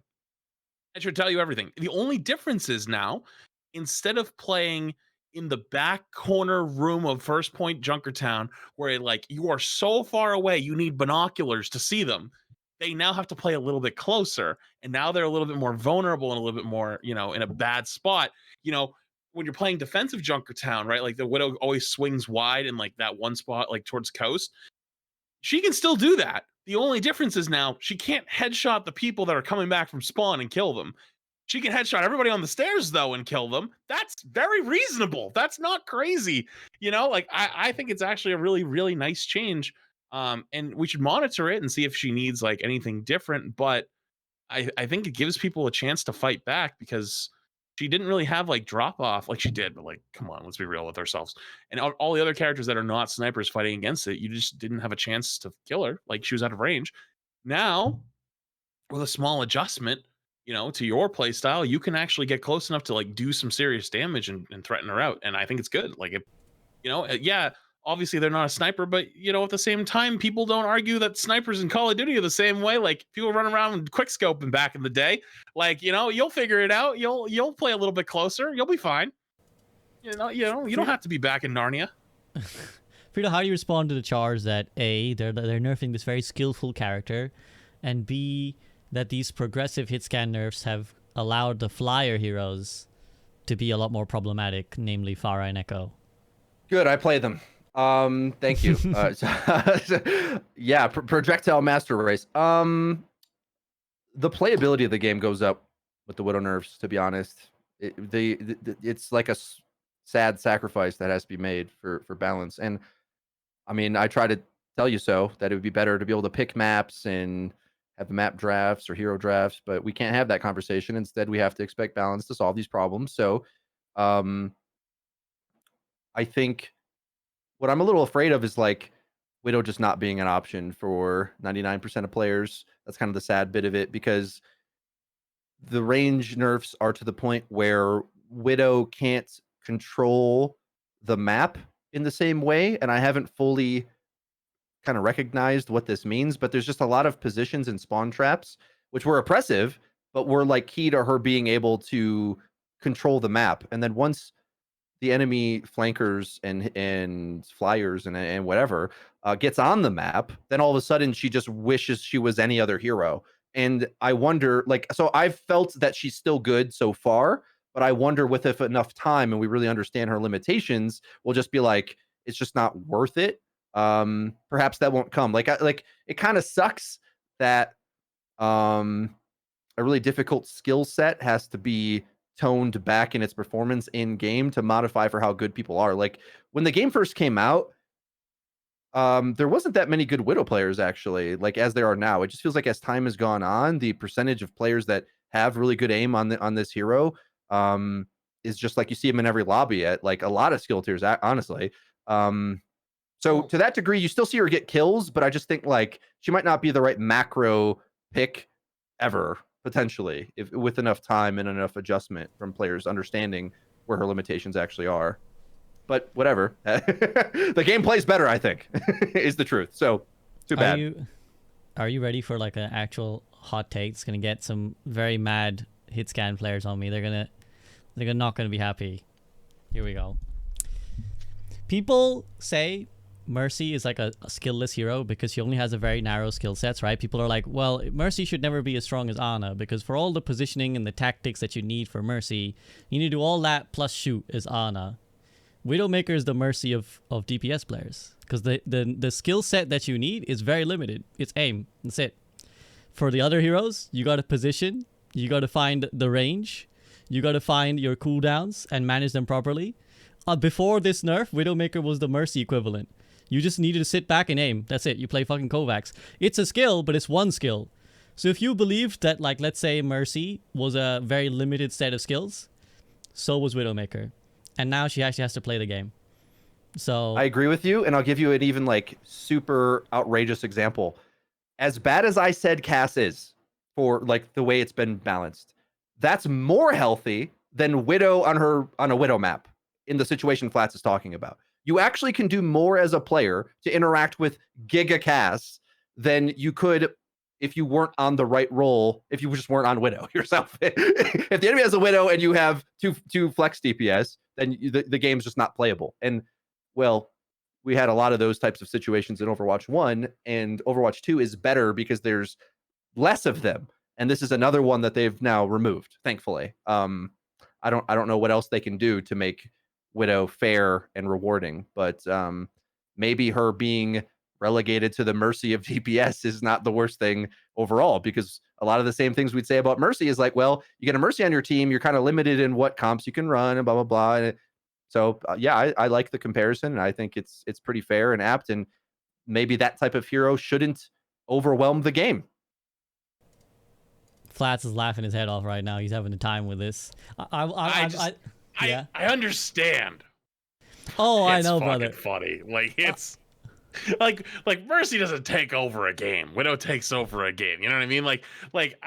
Okay, Mercy used to take over games. If you remember back in like season 6, like the Moth meta, we don't have a Mercy. It's GG. You know what I mean? So I can understand. I perfectly know where you guys are coming from. But for me, realistically, I look at it and I go, Mercy can't get picked, and all of a sudden the game's over. Widow can get picked, and the game's just over. Whether we talk about the extreme, like someone's cheating and rage hacking, all the way to just someone's incredible. Like I played a game with Kevster the other day on Widow. He was just out of voice, and like he had Sugar Free as his tracer, and I went like 8-7. They went like 23-1 and like 18-1, and I didn't even play the game. Like I just sat there and just watched them just systematically dismantle a team. It was fucking hilarious. Is that not all the more reason though? Because what you're saying is that there was 4 skilled DPS in that lobby, but one with just leveraging the same skills the others had was able to take over. Yes, even though they didn't excel that much more than the others. I agree with you. I understand the premise, but Mercy doesn't I know take it's a over hot lobbies take. like Widow does. So I'm with you, but I deliberately, okay, this time for those who want to be like Conor Chris clickbait, I deliberately clickbaited that one. Like I could definitely be a lot more nuanced than I was, but I just enjoy the absolute tears that are gonna come now. People being like, she's not like Mercy. What do you mean she's like Mercy? I don't think the argument was based on its output, though. No, like, I think we it's would just agree about on, it's just about the limitedness of the skill sets. Right, and what should that reward?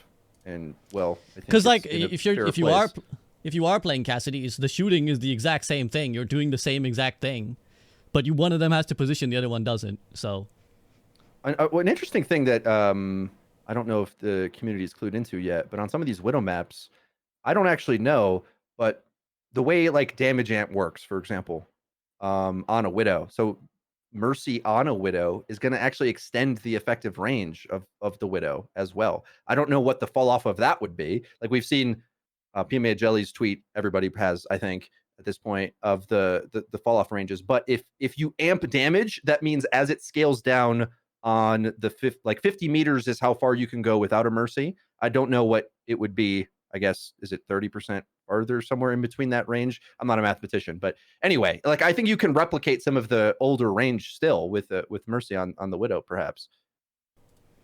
Might actually be a Mercy pocket moment, which would be, I think at some point as well, we're gonna come back to the Mercy argument, and I know all the Mercy players are just gonna like be so sad because it's gonna happen again. Because now not only are you encouraged to pocket Widowmaker's Mercy, but the Flyers are back. And again, I don't know how you've been feeling, Flats, on your end, but I play in the great land of Europe, where you're fucked. All the fucking flying fucking lovers are always online.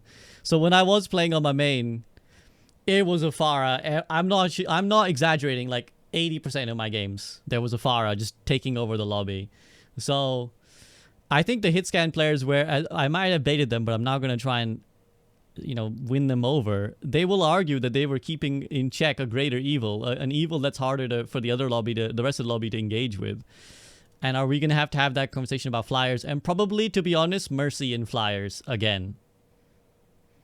We probably should have had the Flyer conversation a long time ago, but Hitscan was just so strong I kept it in check. I think it still is with Cass. I don't know. Like maybe it's a regional difference or something. I think most players would find the medium range hit scans easier to deal with Flyers than Widow, unless it's a Widow map. But I don't know. That's just my opinion, I guess. They would, but I think it's like the power or the power decreep of hit scan over time. They have had like their few tweaks here and then. I think that's what the argument is, that like that was enough to keep the Flyers in check, and now it's all unleashed. The last door is open. The Widowmaker is out of the thing, because the thing is like this, the hitbox skybox Pharah is the range the Widowmaker would interact, right? Now she can't even. So now when you're skybox Pharah, you're like untouchable. You're literally like, who's gonna hit you? Especially with the Mercy pocket, right? Like the shots required to even kill her is like getting healed by the Mercy. So I think the truth is we pushed the Mercy problem down the line by the changes we made, because everyone was complaining about the damage boost and we didn't actually address the damage boost or the pocketing, which is what everyone hates. And I think unfortunately for the Mercy players, I think this is going to come up again. Like I don't want to utter it It into always existence. comes up again. It always does. It's just when. Yeah, I think at some point people are going to be like, she's the problem, get her. Like they're going to point to the crowd. Like they've been pointing here or there, but at some point they're going to be like, that her, get her, officer. And we're going to be back where we were like a couple seasons ago. So where do you think they'll go with this then? Like what should they do? Should the infinite flying Farah in the skybox, should that be taken out? Because I feel like that's a EU skill set problem. Like I just feel like I don't find actually that many people who are good at flyers, and I play them, so maybe I'm biased, but it's a massive console problem too, though. So yeah, the whole like fly infinitely thing is kind of an Overwatch 1 thing. Like at the launch of Overwatch 1, Farah couldn't stay in the air forever. She would eventually fall, and they changed that eventually. So maybe in Overwatch 2, that's where they need to go. It'd be a little bit more like Echo, who's got like a cycle of going up and around and whatnot. I think this cast is just so freaking strong, dude. Like I don't know. It's hard for me to feel like they'll be better, but I think this is definitely one of the rare occasions where the EU NA difference is actually showing, because usually we have like EU and NA are like relatively similar, and then like Korea's doing their own thing, and we're not Korean content creators, so we don't hear about it.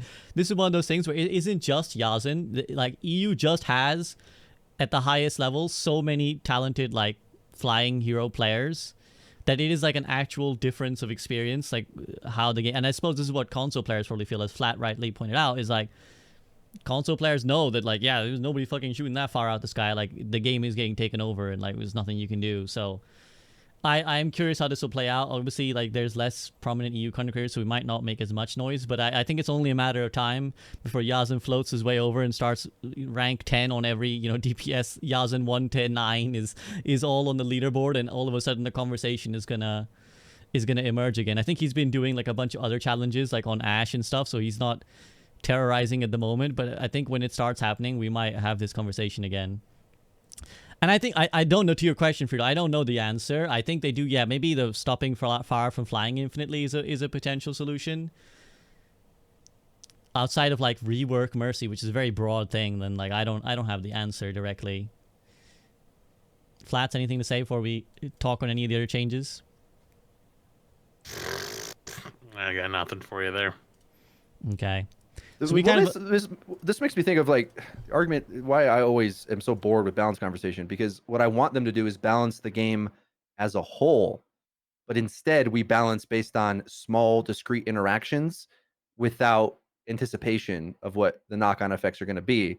And this is how Overwatch 1 got spun into a circle, and I feel like we're just kind of going on the same road where they're trying to attack player experience problems with balance.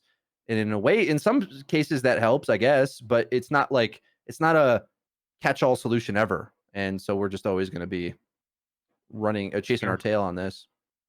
I agree, 100%. We have what we have, but like, yeah, that's just how the approach is. We're kind of obliged to comment on it as commentators on the game, but I agree that a holistic solution is required. So we kind of talked about the May chain. Anything else you guys want to mention about it? Sam just was also like, I don't understand why. He's like, I'm sad I quit playing because I would be rank 1 on May right now, is what he said. I think the good news is Aaron at least said that they're willing to go back on these things. So live service game, I think it's kind of ridiculous. I think Cass is way stronger than May as an individual hero, but in team play, May is way stronger. Like it's ridiculous that we still have the cleave freeze, and then it goes up to 50%. Like Flats is describing, like he can't even move or escape from it. It's like 75% freeze. It goes up to 75% move speed slow. Mm-hmm. When you have like the icicle on your boots before she shoots you for the explosion damage, 75. Oh my goodness. And yes, that's the kind of thing that kind of only hits tanks. So I just don't understand the point. It's like it's so misshapen the way this has come out, and it's done in a way that almost feels like they weren't certain what it was going to affect, because the effects are so lopsided in like what's their goal, basically, I guess, is my question. I think what they said was they want to recreate the little May mini game from Overwatch 1. But that one, turning the enemy into a full icicle, required a headshot again. Like just like the casting that I said earlier. It's like, why did we make that just easier? And does on the receiving end, is what we have now any different than being fully frozen? I really struggle to understand that. How is this soft You can shoot CC? back, so it's like, but depending on what role you're playing, you really can't shoot back. You know what I mean? Like you're more in running or hiding or trying to stay alive mode, which is I don't know if that's worse. And I feel like against squishies, it's kind of negligible because they should get away from you or not be at that range. Or if they are at that range, they're like a Reaper or something who can fight you. So it's like, it's not useful against squishies and it's just like super boringly oppressive against tanks. So what's the point? Yeah. Well, I This is what kind of I gave meant, my. Go ahead, Flats. This is what I meant. They just struggle. I don't think they have good tank philosophies. I think that DPS and support isn't bad, but like all their interactions with tanks is just very poor, and I don't know how to fix. Sorry to interrupt. Sorry, I just thought of this. You're good. I will admit, I think it doing 55 damage per second feels way better because in theory, now you got an icicle. So I think in some ways, the super resident sleeper, I never shoot an icicle playstyle, which was viable for some people to, I don't know what level you want to say of skill, but like people could do that. It's sort of like the stun fan the hammer argument from Overwatch 1, right? It was very boring way to get a kill. So that's a benefit, but at what cost? Yeah. What did it cost you? Everything. Yeah, I mean, I already gave my sentiment on why I think this is another classic. Like, I want to be able to pick hero and win. So I think that it's as blunt as that. Is like, okay, well, I want to win while holding left click and then like body shotting someone. And it's made worse by Cass already being a good hero with her, playing in the same comp, and now you can stack both, which now are both more oppressive than they were so far in Overwatch. And you also buffed Brig. So as far as like the whole tank arguments, we just back to Overwatch 1 land, where now you can make a full viable comp with all of these things that stack on top of each other. And they each make the next one easier to hit. That's the problem with chain CC. Yeah. I also want to point out that like 30% is that like, sure, that's what like a Lucio amp is, right? So it's like, it starts at like a negative Lucio amp is like how strong it is. So that's rather amusing. When it first hits you mean? Yeah. Oh, and it Like, ramps up really quick. And then it ramps up. So like even as she like presses the thing, you've now negated a Lucio amp speed. Like that's how much we're losing. In Overwatch 1, it was kind of like a plat mechanic that it only really got value on lower level players, and it wasn't even that useful for the most part. I don't see why we can't go back to that, like that being the effect, because the time to kill on it was so slow that like the May freeze. Originally, before, like I'm talking like launch era, Yeah. like the wall was good, but there was no multi freeze. There was no multi freeze as well. Yeah, you couldn't multi freeze, and you could popsicle one target, but the way the tank meta kind of worked then, it's like you wouldn't, you as a tank, it sort of felt like Magnade, old Magnade, where it's like, oh, you hit me with a Magnade, whatever. Like that's sort of how it was as a tank. You just stack more tanks and you just win. Yeah, as well. Yeah, the whole multi-freeze thing is part of the problem for me, because in Overwatch 1, one target could gain some of the freeze, dodge it, and like cycle, and the next thing would come in front, and then you'd have to start over. And if you had to do that, you were screwed. But the problem is with multi-freeze, you're going to hit both those guys. So they're both getting screwed. There is no skill to outplay it. And I'll admit, the outplay it thing made it kind of useless. But I think that's good. like it shouldn't be a top tier mechanic that's like pick hero win game. Sorry to go around the bend on that one again. But... I'm just gonna move on because we have discussed that quite a bit. But like any thoughts on this tracer spread increase? We've seen quite a few. I will comment. We've seen quite a few at this moment now. Bug patches, essentially, right? Where it's like we accidentally did something, or we're leaving it. Oh, we accidentally did something. We're changing it. Like that is slightly alarming, but I guess the nature of live service games as well, like they will sometimes release with a bug because they have a deadline to get to. But any thoughts? I mean, I will find out quite intimately because I've been running Tracer. Like I said, I'm triggering Tracer for a week now, so I have already slightly felt like you're not quite clipping things the way you were before. So I definitely think it will impact, but maybe not the absolute best Tracers. She's a distance control hero, so surprisingly spread, it matters, but also she can overcome it at the same time. Like I still think she just solves the DPS role in a way that she interacts with so many things, even as good as Cass is, it's like she can dodge it. She plays positions no other hero can play. So I think she's still a top tier pick personally. Also, with like Widow being worse, like in theory, you could counter a Widow with Tracer anyway, in a way, but with Widow's like uptime percentage of the map kind of not having the same positions she can play, the spawn traps are worse, et cetera, et cetera. Like Tracer's like a more viable macro pick in general. So like especially if they're playing it. So it's like they're weaker and you're technically weaker, but overall, I think she's a winner, let's say, overall in the patch. And the spread's like it matters for ult farm and how far away you can viably hit things, but you can blink towards them. So a lot of the time you can overcome that and still hit the hitbox anyway. Flats, anything to add? Not really much else. Well, let's get to the boy Lifeweaver, the much discussed, the much ballyhooed, and congratulations to my friend Boger, who's in chat, who became yesterday the first person to solo queue Lifeweaver to GM after, I think literally he said 200 hours. It's literally 1,000 games or something like that. Yeah, like 1,000 games, 200 hours, the blood, sweat, and tear. Is he good now, guys? Is all these buffs? Is he good now? I mean, no. Is the real answer. I know we're trolling, but what do we feel about Lifeweaver now? Like a season on, I feel like he must be surely the most forgettable hero launch we've ever had. Orisa was pretty bad. That was, I think, Ghost Era when she came out. So, but yeah, I agree, especially for the anticipation, I guess. Like, I don't think anyone was even interested in launch Orisa to begin with, whereas like people wanted Lifeweaver to be good. It feels like.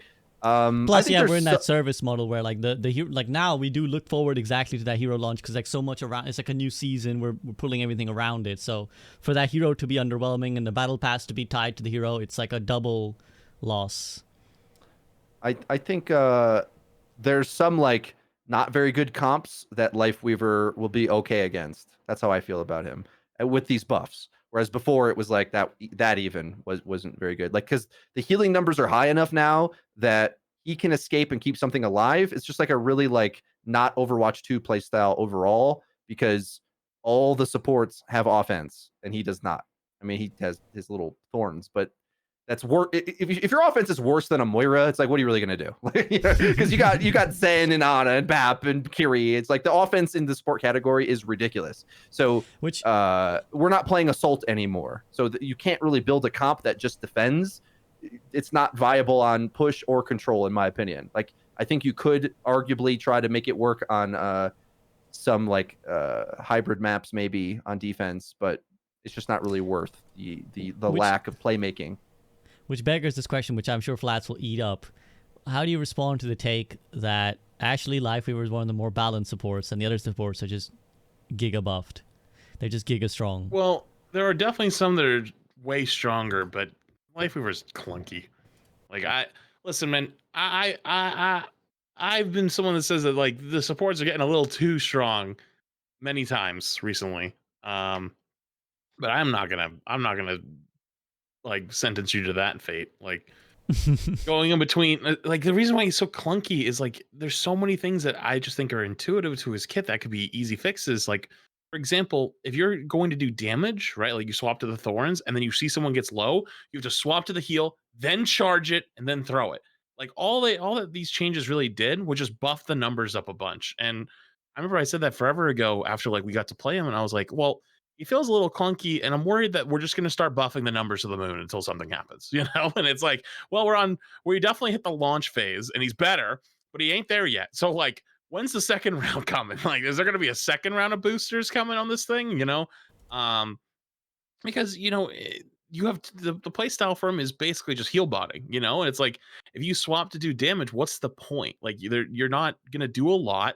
The only reason you do really damage is there's A, nothing to heal, or B, like you are literally in life or death situation and it's honestly better to run. Like it's better to throw a platform, go to the top, hope they didn't catch it with you. If they did catch it with you, jump away, hope that you can get some help somewhere. You know, it's like it's not better to turn and fight. It's better to like just peace out and leave. And that's not really that fun. Like I don't see how Lifeweaver is a very fun hero other than literally trolling. Like that's probably the most fun part of the character is just going a yoink and just pulling people out of the fight constantly. Like I'm not sure where the fun is for the character, you know? I think there's also like a deeper fundamental problem with just now how we're going to approach supports. Because remember, like a while back, there was like a sentiment that, well, we should have more supports that are just healers, right? Like just heal. We don't like why do supports have to participate in the offensive part of the game? Why can't we have more mercy types who are just healing? I think Life Weaver has shown us that that's going to be like a permanent problem that like can never really happen in Overwatch 2 because you're like basically you're always in competition with the other supports, right? So like that would make sense if you all had a pact to all play Life Weaver Mercy or something. But the problem is if you stack your heal botting Life Weaver and the other support picks Mercy or Moira, which happens a lot by the way, like because those are popular heroes, your backline is offering nothing. Like your backline offers nothing, and their backline can offer so much. Like their backline, if they're running Ana, Zen, it doesn't matter what you do on Life Weaver Moira, as long as those guys aren't rampantly trolling. Like your team just cannot keep up with the output because just healing does not compare to an anti-nade, to a Discord orb, to like the actual utility that comes. So like I just think there's a fundamental problem. We can't really have like, because you could have one life, like you could pair Life Weaver and Ana and make it work because your Ana can do all the offensive stuff. The Life Weaver handles the heal botting. The problem remains fundamentally, and I'm sure Boger found this on his journey. If he has a Moira alongside him, it's kind of GG. Like you can't have two supports who do this. And so like that will forever be a problem unless there's some larger change that stops that from being a thing, which I don't think is going to happen. I don't think they're going to be like, you can't pick both these type of supports together. Like I don't think they're going to do that. So you can't have a hero whose only utility is, and yeah, there's Life Grip, there's Pedal, but like it's clearly we've seen that that's not useful enough considering its niche uses. And I was one of those people who was hoping that people would find the use. I thought they'd find the use, but I was wrong on that one. Like there's no use that compares to just Discord orbiting someone or anti-nading someone. Like whatever you may try and do requires so much more effort than just I push the Discord button, I push the anti button. So there is a fundamental problem with this hero that like, yeah, these buffs will like, essentially what the buffs can do is ramp him up to be the best heal bot potentially, right? Like that's all they can really do. But again, if you're running heal bot and your other support's running heal bot and they run the supports that have utility, like it's kind of GG. Yes, and I love the hero in many respects. I like the premise of him. I think the two places where he's good just aren't a big percentage of the game, where like repositioning early in the fight where you're both up, when everybody's up, it's like he can keep you up. And then when there's a big ult engage, he can dodge away. Those are like his two things he does. It's like Overwatch is just too much of a 3v3 clutch situation, flank around, reposition, and him offering that reposition to someone else looks silly when you have supports like Kiri that reposition themselves and are the threat. It's like, well, what is he adding at that point? And I go back to just kind of just not really liking a lot of the Overwatch 1 design that was in Overwatch 1 and they're putting back in Overwatch 2 where damage get disables. Like imagine if a reasonable version of the Mei slow was on his Thorns Volley and like he ramped up on the slow or something. Because there's a cost to not healing, doing damage could do something else. But no, damage have to have everything. And, you know, I never liked that in Overwatch 1, basically, but again, they didn't design the game with that intention. The roles we have now were not how they originally designed the game. So we're kind of like, there's both. This whole idea where Flats was like turnover and different philosophies and changing, like that's happened so many times in this game where it was going to just be this casual free-for-all game. And they're like, well, but we want an esport, but we want this. And like, so this identity crisis problem is always alluring, you know, being a problem for us, considering because like there needs to be a trade-off for how big his hitbox is and how rigid his playstyle is. And I think adding utility to something, as much as all the soft CC talk has been a meme here, I think we would feel less bad about it if he was the one who had it, because what else has he got? Agreed. Flats? Mercy's got a spell. Mercy's got damage amp. Damage amp is very easily useful to add offense. What does Life Weaver got? He just doesn't have an option in a game that's a lot about offense. That you just jump up and fall off of. Which might be good in 2CP, a mode we don't play anymore. Thank God.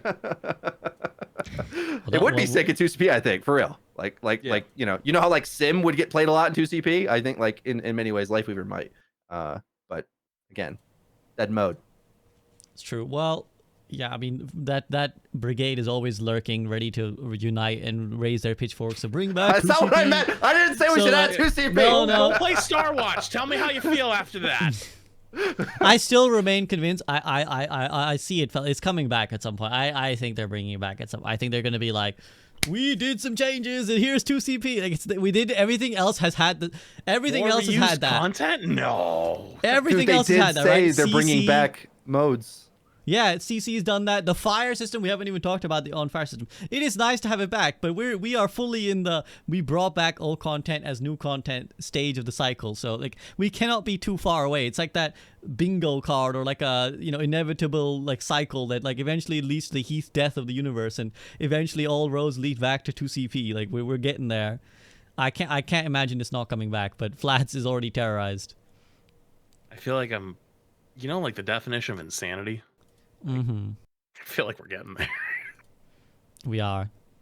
Although I will say the on-fire system, great to have that back. The game just feels better for some reason, Like those little things were what gave Overwatch 1 life, And everyone argues that all they want is better competitive balance and more characters. But like those little things, they fucking nailed it back in the day. It's 100%. I mean, that's why like all the sounds and stuff became so ubiquitous, right? The like ilim noise that you get, like when you kill something, like all those things were what made Overwatch so joyful to play at the start, where you're like, oh my god, I'm so good. But nowadays you're like, oh my god, I'm dying. Let me switch again. I'm getting CC'd. Oh shit. So okay, I mean I think that covers all the balance. There's a lot more we could discuss, but we've been going on for a while, so I will just kind of wrap it up for now towards season 5, and I'm sure we can like there's all these things that are coming that we don't really know about yet, but yeah, I mean general impressions of season 5, guys. We got like this battle pass that it honestly looks pretty fun. It's just not, when they advertised Quest Watch, I didn't think it was an in battle pass little It's story. not even voiced. Like you gotta read it all. It's just like a small novel. Like yeah, it's cool, it's good, like but. I agree with you. It felt a little upsell. The sad thing I feel about Overwatch is I feel like they're doing the peripherals really well. It's just that the core issues have not been solved. Like if this was Valorant, again, like I hate to keep bringing it up, but if they had done this in Valorant, people would have been delighted. They'd be like, oh, it's so cute. Like they're playing D&D. Isn't that fun? But the problem is, like, that will not change someone's feelings towards Overwatch if they are fundamentally unhappy. They're not going to be like, oh, I'm not really enjoying playing this game. Oh, look at Tracer, she's reading a book that her girlfriend made. Like, that's so cute. Like, it doesn't work like that, right? Like, nobody's doing that. So, like, it's nice. But yeah, I mean, Freedo, how do you feel about a lot of these, like, additions in Season 5? Yeah, I'm running out of energy to be overly upset, but I feel like they're insulting our intelligence when they make a roadmap and they say Quest Watch is coming and they've already had these other watch things. I suppose we need to know what that means now, because you got Lover Watch and you got Star Watch. One's a PvE, PvP hybrid. Ooh, PvE. Guys, that's PvE too, technically. They already even added the PvE. We've been playing the PvE all last season. Isn't the PvE great? That Doomfist PvE was amazing. No, Sorry. stop. Anyway. The turrets, guys, the turrets. Sorry, I couldn't help. I was consumed with it. Quest Watch is so incredibly forgettable to me, and I just like I think Lover Watch was better than that, and so the theme is amazing, but it's like nobody wants to hear you about upgrading your battle pass, man. Like it's such a lame addition, in my opinion, that at least for me, I already liked the battle pass, and I don't see I don't see why anyone wants to like read some off-canon story while they're playing. Like I almost like the Lover Watch thing more because I didn't engage with that at all. But it's like if you want to have a little goofy fun, you can go on a site to do it. I don't see why it's I don't see how that helps the battle pass. What I'm trying to say, like for me, it's like XP bar, get cosmetic. You're just gonna tell me a random story. Like it seems so out of place, like and not useful to really anything. Like in comparison, if there was a campaign mission that also set in Quest Watch, like if we like, it felt to me like we were gonna play some RPG thing. Like I was worried it was gonna be a phone game, but I think like a phone game would be better than this. Like at least there was a game. You know what I mean? I don't know. That's how I feel about it. Like this. it has potential. It's sort of like Star Watch, but in another direction. Like, luckily with this, I could just ignore it. Whereas Star Watch actually tried and then was disappointed. But these things, they're not substantial enough to really make an impact at any point. So I think they're trying things out, and the new model for them is like minimum viable product of an idea. What do you think of this? As opposed to, we're going to churn through for 7 to 10 years and then make a masterpiece. They don't want to do that anymore. So we're going to get these like forgettable trial and error, hopefully, and we'll see how they adjust. I think, who said it? Maybe both of you. Like the new direction, Overwatch might be good in like 2 to 3 years after all this trial and error, because once they get the feedback of like, oh, that was underwhelming, and then they actually learn how to make content for this, well, maybe then we'll be in a better place. But I don't know. Skins are good. Skins are good. The upgrading tracer thing is good too. Flats. All that being said, other than the most of the bulk of the content being in the back half of the season, I actually think this is the best season of content we've gotten yet. The theme, the skins are really good. I think that like the idea behind the whole like quest watch thing is like, it's cool. Like, I'd rather, like, you know what I mean? Like, you can tell they're trying. There's some heart and soul in it. I'm cool with it. Like, you said you didn't play Lover Watch. I think that's a bit of a mistake. That was awesome. Lover Watch was fucking hilarious. But like, I understand like the sentiment not to play those types of things, and that's okay. I think that the Demon Lord game mode Cactus Puppy made was awesome. I hope they do more stuff like that in the future, and they actually engage with these very talented workshop creators who make good game modes. Like, yeah, was it perfect? No. Like, even he was in all of like our chats the other day when we were playing, and was like, yeah, you know what, maybe Orisa was a bit of a mistake, but the whole point of putting Orisa in was like in the lower like metal ranks, the Demon Rhine was just going to bully everybody, so they needed something to fight back, and the Orisa was kind of like the answer. But anyone who actually is like kind of good, kind of just gets bullied into like next year, but it was fun. We had a good time. And I look forward to genuinely the Winston volleyball. I look forward to genuinely the prop hunt. I think prop hunt could go fucking so hard. Like, if they expanded that, and like it was like a bunch of different maps, because it seems like it's only Blizzard World so far. But like, what if each season we got another prop hunt map? Like, that would be so cool. Like, that would be fucking awesome. And it's cool to see that they're trying things, and they're really trying. Like, that's, in my opinion, that's what I see. Like, I see they're trying to like new shit, because making content for Overwatch is hard. In my opinion, it's hard.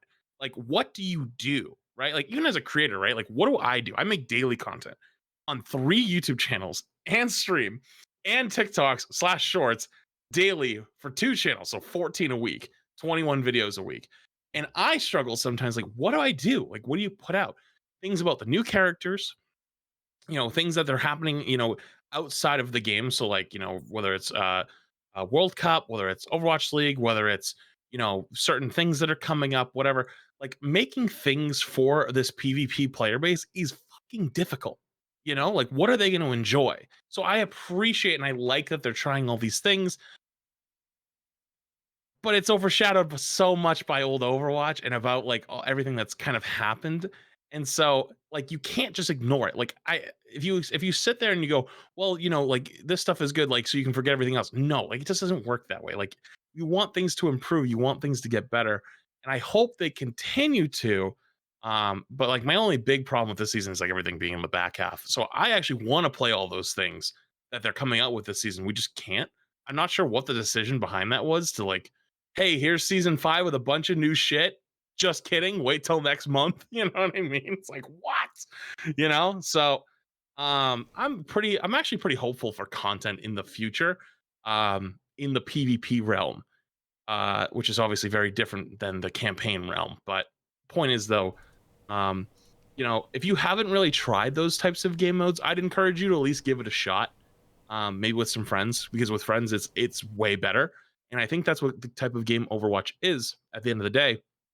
Is Overwatch is fun with friends. Overwatch is not fun solo queue. Overwatch is not fun as a not social game.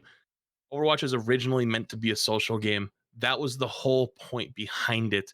And we as humans are very social beings. And I can't help but be sad. At least in my own personal experience, over the years, I've watched ranked games even just become very quiet. Nobody fucking talks. I had a great game yesterday with Parq and Warren, and we were all just laughing, talking, having a good time. We fucking rolled. It was awesome. But it's so rare because nobody talks, nobody wants to, like, nobody has like friends to play with, nobody has people to play with. And a lot of these game modes I think would be 10 times better if it was like a encouraged way to play with others. But our culture of our game has been so shifted in the last like 3 or 4 years, it's like frowned upon. So it's a much, much deeper concern. And I hope that in like 2 or 3 years from now, like you were saying, like I said before, I think that things could turn around, and I hope they keep throwing shit at the wall because I think things are going to stick, and I hope they keep trying, and aren't discouraged to try new shit like this, even if it doesn't hit. Well, I think to add to your point, the thing I've seen as well, at least just from my vague social media followings, is that the people who are having the most fun are a lot of the people who are like what you might describe as a casual player, in the sense that they engage in like more of the arcade, in quick play, in the lore, and they're having a lot of fun with these things because these things are kind of, again, they rankle at odds with the people who are like the PvP grinders, right? Because like, again, if you're a PvP grinder, you're not going to be too thrilled about popping into these modes because you're like already like you have no incentive to play the main game, so you're kind of like annoyed and you're not going to log on. But like for the people who are already like spending most of their time playing mystery heroes and stuff, I think for them, like, I've had a lot of people come into my chat be like, oh, I'm loving the Demon Lord game and stuff. So like these things are, yeah, they're great. Ironically though, they're like antithetical to the audience they have now said that they themselves are shifting towards, right? They're like, we don't want to create a PvE audience, we want to create a PvP audience. Well, a PvE audience would have eaten this shit up. Like, an even PvE audience would have loved all these things because they would have loved to get invested in the lore of the game and like the characters and like, oh, they're role playing. So it's like, and I think again, this is one of those things where you should definitely separate like the departments of the development team, because like these are like objectively they're like great. Like I said, if this was Valorant and like they were doing this, people would love it because they'd be like, this is so fun and creative. Like they're doing creative things, and like shout out to the people who are making these things because they are, as you said, they're like they require effort. They could have done so many more basic bitch things, but they went left field with it, and it's fun, and I like them being silly with it. It's just sad that, like I said, it doesn't address the core issues, so you're left with people being rather disappointed that they're like, oh, well, I thought it was going to be something I could actually play, but it's just like a thing, and that's not changing, again, my experience with Overwatch, so Yep. Unfortunate. But again, let's hope they keep trying, they keep and finding good formulas that work, and I do look forward to playing the rest of what comes. Yeah, let's quickly run through again. I've taken a lot of you guys' time, so let's quickly run through. Like, obviously, we won't talk about it now. We can talk about it more later. The World Cup thing is great news, so I will just acknowledge that that's a thing. And yeah, Freedo season, the whole 5v5 season is coming, so I'll take you to concluding thoughts there as well. Is that kind of what you're most looking forward to for the rest of the season, and kind of what you think will be perhaps the biggest takeaway from this season, or what do you think will be left of season 5 when we look back? I'm curious what the community does with it. I mean, like, I'll enjoy it, but what I like is kind of irrelevant. I'm hopeful, but not so optimistic, honestly. Like, I think the culture of the game has shifted too far gone to like it to be like we're releasing it at a time when people aren't like if we had this at launch, let's say, and we're like, oh, the matchmaker's bad or something, like, well, try Team Q.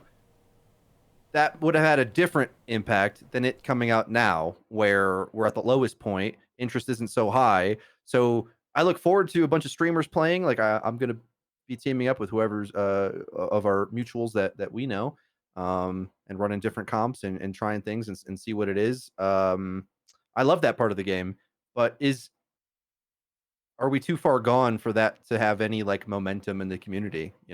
I hope not, but it's just poorly timed, I think, unfortunately. That's ultimately what I think. And if they get bad data on it, does that mean now we're done with this and we get text-based adventures now in the battle pass for the rest of time? I don't know. I'm hoping this gains momentum, but pessimistic. Understandable. Flats, you already listed a lot of things you were looking forward to, but anything you want to add to what Freedo said? Yeah, I mean, you have a really good point. And I think the culture is a big thing. I think that actually I can kind of point to when it changed was probably around 2018 when XQC made his meteoric rise and was the biggest streamer in Overwatch. He was very much a solo queue only player and like didn't want to be boosted and like, oh, I don't want to play with other people. Like I don't want to, like, people say I'm boosted or whatever. And then eventually ended up changing and playing with like Moxie. But when the number one streamer, like 20,000 viewers, which is very different than number one streamer nowadays, like number one streamer, what would you say, like Super for us or Defran maybe, like, you know, in the 7 to 10K max range, very, very different impact. And even then, like the friends doing unranked to GMs constantly. So like, you know, obviously those work. So that's probably why we've seen an uptick in unranked to GMs recently. Plus ranked is just kind of useless because multitude of reasons. But you know, like the culture of the game has shifted so much. At least from where it was originally. If you look back at 2016 and look back at old VODs, there was so many times where you'd have pro teams sniping into each other to 6v6, play each other like it's a match. I think there's a really old famous one. Like it was like, what was it like? It was like Rogue versus NRG or something like that. It was like one of the best ranked games of all fucking time. It was like literally a pro match in a ranked game. You'll never get that again. You'll never have that experience. We've been robbed of that. Even if somehow we shifted the culture over the next couple of years, that will never happen again. Which is really, really sad to think about. And I don't know. I hope the Team Q thing goes well. I'll probably play it. I'll probably get my stack will probably get shit on by a bunch of snipers or pro players, but we'll try to have a good time with it. And I hope that it will end up being good. I hope that people will end up playing it more. But I'm actually kind of with you on that. And I think the timing is a little bit poor. And unfortunately, a little nervous that people won't play it as much. And then they'll be like, well, you know, people don't actually want team queues, and they'll use it as like data as to like, you know, back up their reasoning. And, you know, it sucks a little bit that's a real possibility, but I guess we'll see when we get there. Yeah, it's actually an interesting point. I won't dwell on it too long but I do wonder if the culture of streaming has shifted towards a more solo queue heavy like play style, and that has influenced perhaps back to the content creators influencing. But like it seems like the culture of FPS games seems to be a bit more solo queuey at the moment anyways. Like I don't know if that's just a random observation I'm making, but yeah, like even in Apex people will be like, oh, you should be solo queuing because like, you know, you're stacking, you're boosting, you're getting boosted or whatever, like, you know, your stack is like unfair advantage or whatever. So I mean I agree 100% that like all these things are better. Like, everyone with friends. says that all the time, you know, unless it's solo queue, it doesn't count. Yeah. Like, why does that exist? We should just all blame XQC. I think that's surely what it is. We just gotta point and blame him for all our problems. See, that's the truth. The one creator who can influence other people, XQC. I blame him. Different era. I mean, I just checked when you were mentioning the numbers, and he's like just chatting to 74,000 people. The highest viewed Overwatch stream right now is J3 on 3,000, and the entire Overwatch category is at 23,000. So you want some juice? Yeah. I've never said this publicly. But back when I worked in Overwatch League, I remember I got to sit on a meeting with some very high people, and it was the start of season 2, and I remember how happy they were that XQC wasn't around anymore because he was a big headache. And I mean, this is the Asmon Gold problem, isn't it? Like the WoW devs being like, fuck Asmon Gold, he ruins everything, right? It's like, if there is a really flagship content creator who can like that's where you're talking about like potentially influencing the community, right? It's like that level of big. True. That's why they get paid to come play Overwatch 2, and we don't, though.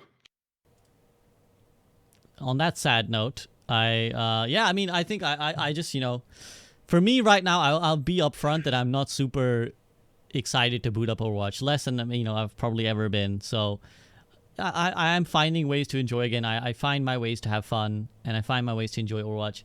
But for me, I'm kind of on the I remain to be convinced boat. Like I remain to be convinced by Overwatch that it's a game I should spend my time playing. So that'll be the litmus test for me, is if they drop something, or again this 5v5, I'll definitely engage in it, and hopefully it makes me be like, oh my god, this is the Overwatch I want to play. So I'm at the stage where I'm like, yeah, Overwatch, give me something that makes me want to play you. Give me something that makes me feel like that love that I had playing Overwatch. Like, oh, this is an amazing game, I want to spend all my time grinding it. So until that point, I'm just kind of, I would say I'm a step removed, watching and kind of just seeing how it goes. So I hope, I mean, I'm not overly optimistic that season 5 will be the one. I think we all know season 6 will be the one. My pessimistic take is that like Season 6 is literally the best season we will ever have. I don't think we'll ever have a better content season than Season 6 in terms of like amount, right? Like quality may come, like we may have seasons that have like great quality updates, but like in terms of like, we're never going to get, I don't think, 3 hero missions, a new hero, and like a bunch of all this other stuff as well, right? All these peripherals. New mode? I mean, the new mode, the hero masteries might be delayed, but they're still coming in the season. So like all these things, we're never going to get this much at once. So like, a lot, we're back to the lot is riding on this thing, right? It was a lot is riding on PvE. Now a lot is riding on Season 6. So, and technically it is the launch of Overwatch, right? Like, is that not? It's technically the real launch. Yeah. So that's let's why see. we've always gotten along. We always change when the information changes. You know, like if the circumstances change, my opinion will change. But if the circumstances don't change, then it doesn't change. And I think that that's a sign of someone who is mature and intelligent, and you know, I think you're spot on with that, and I don't think anyone could ever blame you for taking that position, because I mean, I'm kind of in the same boat. A lot of people know about my, you know, after Season 6 we'll see what happens type of deal, because you know, that's the big dance. Like if it isn't a big one, then what are we doing here, you know? Agreed. And again, yeah, one of my favorite quotes of all time, John Maynard Keynes: "When the facts change, I change." So, like, yeah, I firmly believe with that. So, on that note, guys, thank you very much for your time and company. The trio held it down this time. I thought it was a very nice. We were like a lot more chilled. Yeah, Sam didn't like go off at any point or give you any earthy metaphors that I missed. Something to do with Kentucky or bourbon, baseball usually, or baseball. Yeah, we missed all those references. So you know, I'm really happy for him doing his mind flex thing, because that seems way more healthy than what we're doing. So, best of luck to him, and he will. You know, for those who've been asking, a lot of you've been asking, like he will turn up when he can, but obviously he's not really playing Overwatch right now, so he's not really involved. We'll see what happens, and we'll see what happens the rest of the season, guys. I hope you guys have fun with it. We'll definitely talk when we get the stacks potential, but until then, enjoy the rest of your day, fellas, and thanks for joining.